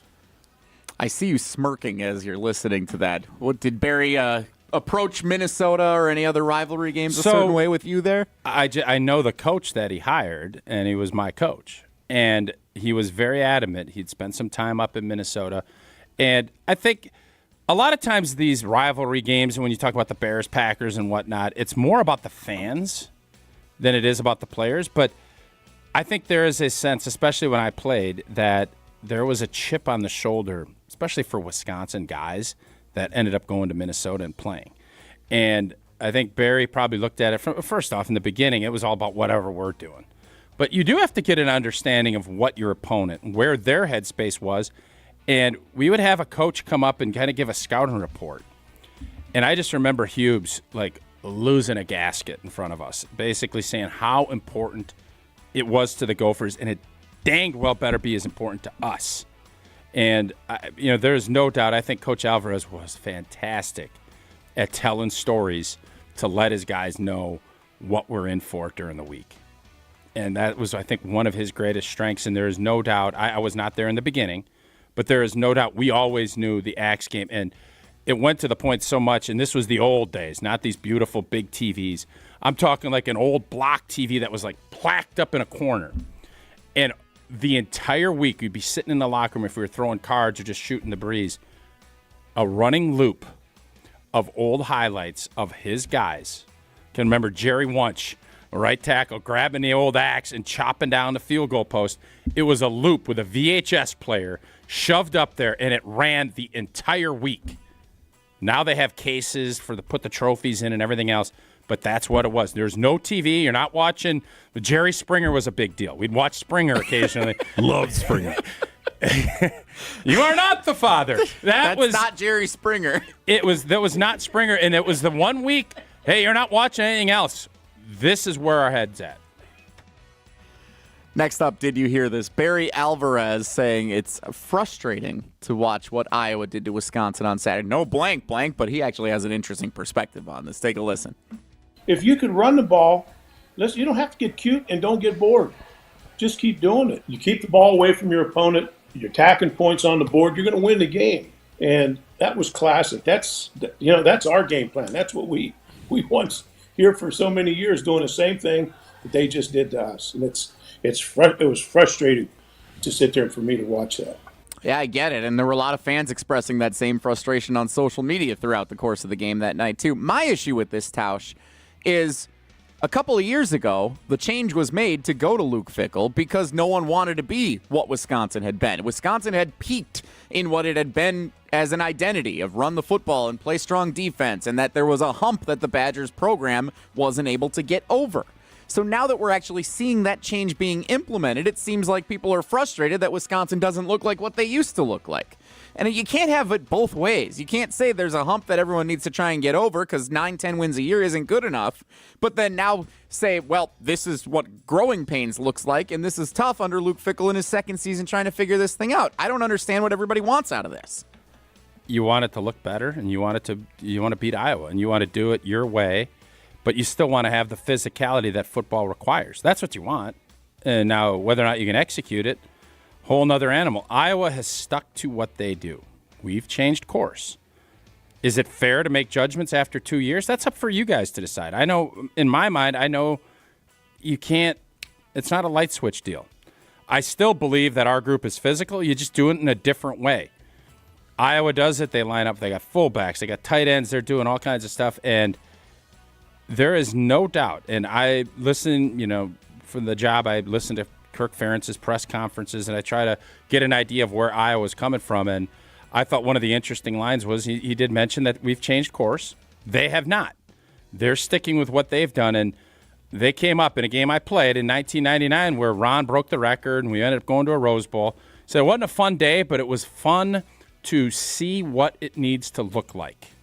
We crushed them, but they took that lesson and they've elevated themselves. And now whether or not they're going to be happy with 4 and 5 losses, that's up for them to decide. We do what we do. But to understand what Coach Alvarez is saying with his frustration, he's not the head ball coach anymore. It is different. And I'm sure from his end, he spent all these years in it looked a certain way. And Iowa did to us what Wisconsin used to do to every team we played. That is no longer what we do. And I'm sure that can be frustrating. Now we're a little late here, but one more for Did You Hear This? Barry Alvarez, for those who have been saying that the assistant coaches need to step their game up, here's what Coach Alvarez said to that extent. This is where coaching comes in. This is where, as I used to tell assistant coaches, that's why they call you coach. You've got to have an answer for all these things. You've got to break this down, see what your problems are. We can still end up having a very good year. You got games that are winnable, but we have a lot of things that have to be corrected. Let's correct those things and really put an emphasis on what we can do and finish out the year strong instead of limping out or feeling sorry for ourselves or making excuses. Or we don't have this or we don't have that. Let's come up with some answers of what we can do and clean them up and play well. Finish the season strong.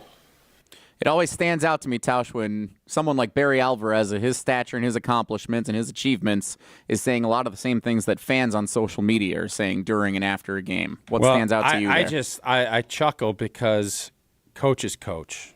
He's coaching right there. He is saying the same things when I was in that locker room. And it's about you have everything in front of you yet. We'd have a tough loss. Can still win the Big Ten. Now, there comes a point where you don't have everything in front of you, and I'm sure the goals for this team were to get to that college football playoff. That's not going to happen. So then you adjust, and you have to, as a coach, what are we good at? What can we do? What can we still accomplish? And how you maneuver that, the hardest thing in coaching is to understand, a lot like we discussed with Jordan Love earlier about horse racing and knowing when to push and knowing when to pull back. Because if you are constantly just bringing the hammer, you're going to end up crushing your players. You have to know when they need a kick in the butt and when they need a pat on the butt. That's the tricky part. And I think this group right now needs a pat on the butt because they've been beaten down. They've had everybody. They've got 2 weeks to let that loss just fester.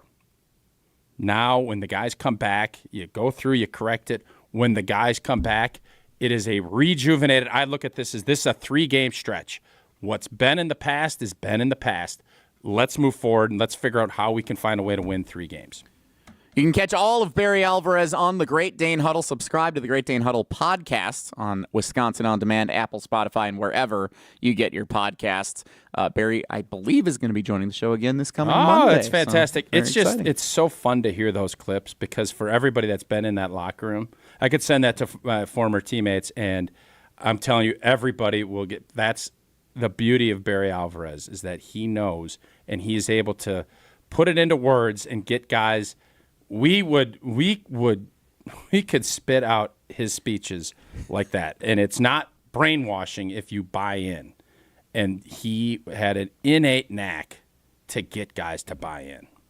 With Jason not here today, Tausch, you get the privilege of telling everyone about Steinhoffels. Steinhoffels, partnering with Special Spaces Wisconsin and the Green Bay Packers to create dream bedrooms for children battling cancer all across Wisconsin. This season, every time the Packers make a field goal, been a lot of those lately, Steinhoffels will donate $1,000 to Special Spaces Wisconsin. Steinhoffels has been Wisconsin's furniture and mattress leader since 1934. It's 100% employee-owned and is a proud partner of the Green Bay Packers. We will get to Whoa Nelly featuring Hunter Vaughn. Whoa Hunter is next. It's Wilde and Tausch. This is Wilde and Tausch, driven by Zimbrick Chevrolet in Sun Prairie on 100.5 ESPN. See their full inventory at ZimbrickChevrolet.com. LabCorp Clinical Trials is changing to a new name, Fortrea. While the name may be different, Fortrea combines decades of great experience and professionalism with new opportunities for clinical trial participation. It's more than a mission and more than a new name. Fortrea is dedicated to moving healthcare forward. To learn more about the future of healthcare and upcoming clinical trials, visit us at FortreaClinicalTrials.com. That's FORTREA clinicaltrials.com. Mark Tusher here for Chalmers Jewelers. I've been a big fan of Scott Garrett and the whole team at Chalmers Jewelers for years now. I go there, my friends go there, and most importantly, my wife loves it whenever I get her something from Chalmers Jewelers. It's my go-to spot for birthdays, anniversaries, and any special occasion. For quality jewelry and a great experience, choose Chalmers Jewelers, the place to go for that perfect gift. Stop at Chalmers Jewelers in Middleton and Madison. Chalmers Jewelers in Middleton and Madison. The kick is up and wide left. Why don't they customize the goalposts? Make them wider. Gina Della from Pella, how'd you get into the booth? And why just yellow? Add some green stripes. Sure, Gina. Should they also remove the G at midfield and paint a Pella crest? Okay, Wayne, you can't customize a football game to go the way you want, but Pella can customize your home the way you want. Right now, get 0% interest for 60 months. Visit PellaWI.com. Hold your appointment on or before November 8th. Certain restrictions apply. Ben Brust here to tell you about why your next work van should be from Mercedes-Benz Sprinter at Zimbrick European. First off, we have versatility. The Sprinter vans offer 16 body types and thousands of ways to customize that space. Number 2, we have reliability. Sprinter's most powerful diesel engines last longer and require less maintenance, spend more time on the road and less time in those bays. Number 3, we have safety. Sprinter's safety technologies include curtain airbags all around, load adaptive electronic stability program, and crosswind and attention assist. Number 4, Van Care Mobile. Our maintenance team can come to you with routine service. Who wants to go in? Let them come to you. They work with multiple trucks on one visit. Use the Mercedes Me Connect. And last but not least, get your Zimbrick Sprinter at Zimbrick European at Rimrock Road and the Beltline, or go online at ZimbrickEuropean.com because they never charge over the MSRP.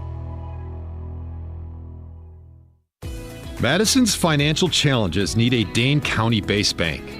Starion Bank is a full-service community bank that delivers quality big bank services with a local approach. We are proud to be there for any budding entrepreneur or small businesses, helping them exceed their financial goals from banking to lending to cash management. Visit a banker at one of our convenient branches in Middleton, Monona, or Sun Prairie. Starion Bank, taking you farther.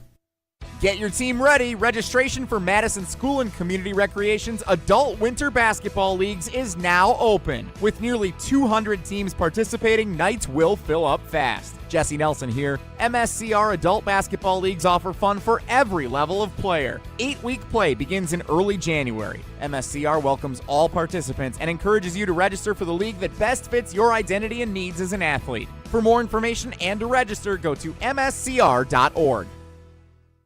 Winter athletes, how are you getting prepared for the upcoming season? Total Athlete Performance is here to take your game to the next level. TAP will get you prepared with individualized speed and strength training sessions available in both the Verona and DeForest locations, as well as remote options. Since 2017, TAP has been providing elite performance training in the Madison area to help every athlete become the best version of themselves. Sign up for your free assessment at tapwisconsin.com. That's tapwisconsin.com. Wilde Tausch is brought to you by Tito's Handmade Vodka. Tito's makes the good stuff for good times. Find recipes, videos, and more at titosvodka.com.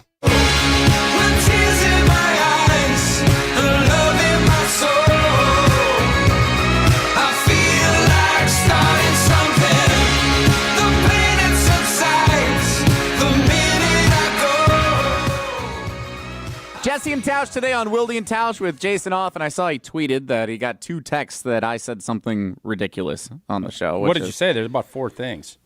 I'm assuming the Evan Williams debacle. It's got to be the Evan Williams debacle, which still I feel was misinterpreted, and I think you're part to blame for that. Whoa, Nelly featuring Hunter Vaughn. Time, let's get to Whoa, Hunter. If the topic is good, the guys discuss. Just the other morning I had breakfast at Tracy Rocker's house. His mama brought out 15 flapjacks. He said, Mama, take back 5 of them flapjacks. I gotta stay hungry for the Crimson Tide. But if it's not, the show must go on. It's time for Whoa, Nelly! On Wilde and Tausch. I have something special for you guys on this version of Whoa, Hunter. Another blind resume. Oh, BR2. Wow. BR2. This one is a college football related one between 2 teams. Okay, I'm going to give you a couple of numbers. College football teams. Yep. Okay. Team A, 9-0. Their strength of schedule is 103rd in the country. Okay, I think I know who this is. Their points per game differential is plus 32.9. So they're outscoring their opponents by 32.9 points per game. Per game. Okay. Team B, 8-0. Their strength of schedule is 100th. Their point differential, 25.8. Which team is better, and who do you think each of the teams are? So I think it's Oregon and Indiana. You're correct on one of them. Indiana's 9-0. Yes. Yeah, I knew Indiana would be. 8-0 Miami? Miami would be my guess. I'll also give you another hint. This Team B, Army. not from this year. Oh. It is last year's team. Oh, no. You got old T upset. Oh, no. Come on, bro. This is a team from last year, though, Florida at this State. point, was 8-0. Florida No. State. That was a good guess. Georgia. Yes. The Georgia Bulldogs. Almost in the same exact spot. So weren't even a playoff team. Your Aaron Rodgers and Dak Prescott blind resume was really good. I thought it really pounded home points. What's your point here? Indiana has a slightly lesser strength of schedule than what Georgia did last year. Okay. And everyone talked about how great Georgia was and how awesome they are, and they're basically the same exact team through this point in the season. But through this point in the season, they are. No, but they're not, because literally the numbers say they are. The numbers are junk when that comes to that, because Indiana's playing Purdue and Lord knows who else. Georgia's strength of schedule was 100. Indiana's is 103. Yeah. You're really going to split hairs on 3. Yes. It's That's not 3. absurd. Georgia played LSU, and so I'm. But they hadn't yet. You don't know that just because they put a number down. That doesn't mean they played like Appalachia State, which maybe was 300th, and that skews your thing. You play 2 big boy games and you win them both. That's worth something in college football. So it still can skew your sauce. It's the strength of schedule. Sauce. Oh, I like so I understand the general point, but what I care about, if Indiana loses to Ohio State by 15 points, they don't get in the big boy Big Ten tournament championship game. It's going to be into Penn State. It's going to be Oregon, Ohio State, those 3. Does Indiana get in? I don't think they do. I don't either. Is that a shame? Because it sounds like they're just as good as last year's Georgia team. They're going to be the one everybody's talking about at the end of this thing, though, I bet. If they beat Michigan, lose to Ohio State, don't make the Big Ten championship game, they're going to be the one everybody's talking about And at the why end. it should What go if they 16? lose to Ohio State by 8? They still lose to Ohio State. That's I think it matters. I think the eye test is going to matter if it's bigly. if they're leading in the fourth quarter, Ohio State has a big flurry at the end, and they win by 3 or 4 or 7, like you're saying. Yeah, that would matter. And Ohio State wins the Big Ten. Mm-hmm. Then Oregon gets left out. Can the Big Ten get? Can the Big Ten get 3 teams in? There's no way they will. Well, then I think Penn State will be out. There's no way a committee would look at it and pick Indiana over Oregon in like any metric. At this juncture, no, you can't. I'm not arguing with you. I just think it's going to be a fascinating deal to watch because I do believe Indiana will lose to Ohio State. Now, Indiana's proven everybody wrong. I give them a ton of credit. They have flipped the script. I watched that team play last year. It just shows you college football is a year-to-year, month-to-month process now. Indiana loses. If they lose big time to Ohio State, they will not get in. Mm-hmm. If it is a dogfight of a game, they should get in. Whoa, Nelly! One more quickie, Hunter. What you got? My Dallas Cowboys. They're 3-5. Cooper Rush is going to be starting against the 6-2 Eagles. That's a 3:25 kickoff. I really don't want to watch this game. What else should I do on Sunday? Well, you can't go to a pumpkin patch. We found that out. Apple picking's done. Are you a corn maze guy? But I thought we said corn mazes are gone because it's... No, we thought it was. Just We just Jason didn't won't think be at a Jason corn would do maze. it. Yeah. I don't know. What do you like doing? You want to go help build a fence? You want to go help build Jesse's fence? Nah, I'm good. Indoor mini golf. There we go. Maybe that's the route. You had some show that you loved watching, too, that you missed. What was that old show that you loved? It was on HBO. House of Dragons? That's been done for like a couple months. Oh, but they haven't put out a new season? Rewatch. A new season. The season just ended like 3 months How ago. am I supposed to? Yeah, so what? You don't watch any TV shows. No, I do. Okay. And how many shows start a new season 3 I'm months going to tell later? you this. I have gotten into Love is Blind. It is a dumb show. Oh, it's awful, but it's great. So I started watching season 1 a while ago. And what happens is I'll be done with it, and then the next season is right there. So they must be pumping those out at a regular basis. Well, they pump them out every year. It's just you're a couple years behind. That might be it. What a crazy show that is. That is a wacky show. Bucks host the Celtics at 2:30 on Sunday. Get down to Fiserv Forum. Oh, and great. go. I get to watch another team that I like get blown out. Awesome. And if you missed the game, from the biggest plays on the court to the comments. Are you going to panic if they lose to the Jazz tonight?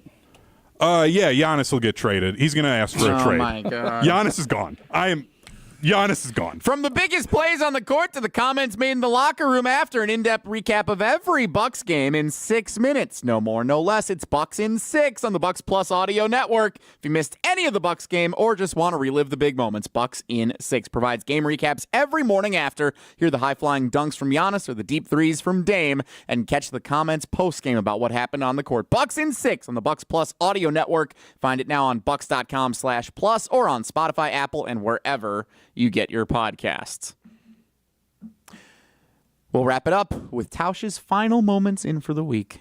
Don't be so creepy. That's next. It's Wilde and Tausch.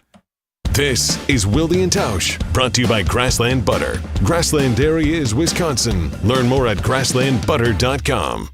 Jesse Nelson here to tell you about the great team at Madison Weight Loss. The team had helped me lose 40 pounds over the span of a 60-day program, and all I had to do was change up my diet. I didn't have to go get any injections. I didn't have to do any intense workouts. All it took was changing what I eat, and that was the secret to finding how to lose unnecessary fat, unwanted fat that I thought, okay, I got to do something to change up what I'm going to do. Someday I'm going to lose this weight. Well, someday became this year, thanks to the team at Madison Weight Loss. All you got to do is schedule a free consultation, either in person or virtually. Check it out online, MadisonWeightLoss.com. That's where you can learn about what the program all entails, what the diet looks like. You can figure out what the app is all about, where you track your weight, you track your meals, you learn different recipes that you can incorporate foods you may not have even ever heard of before into this diet. It's amazing. Check it out, MadisonWeightLoss.com. Schedule your free consultation, again, either in person or virtually with the team at Madison Weight Loss. Their coaching, their guidance, their enthusiasm to help you is unrivaled. MadisonWeightLoss.com. Results may vary. Rah. Pella Windows and Doors of Wisconsin present your Badger Minute. Here's Pablo Iglesias. This Badger Minute brought to you by the Great Dane Pub and Brewing Company, Madison's home for craft beer and pub food since 1994. Find the Great Dane nearest you and check out the menu at greatdanepub.com.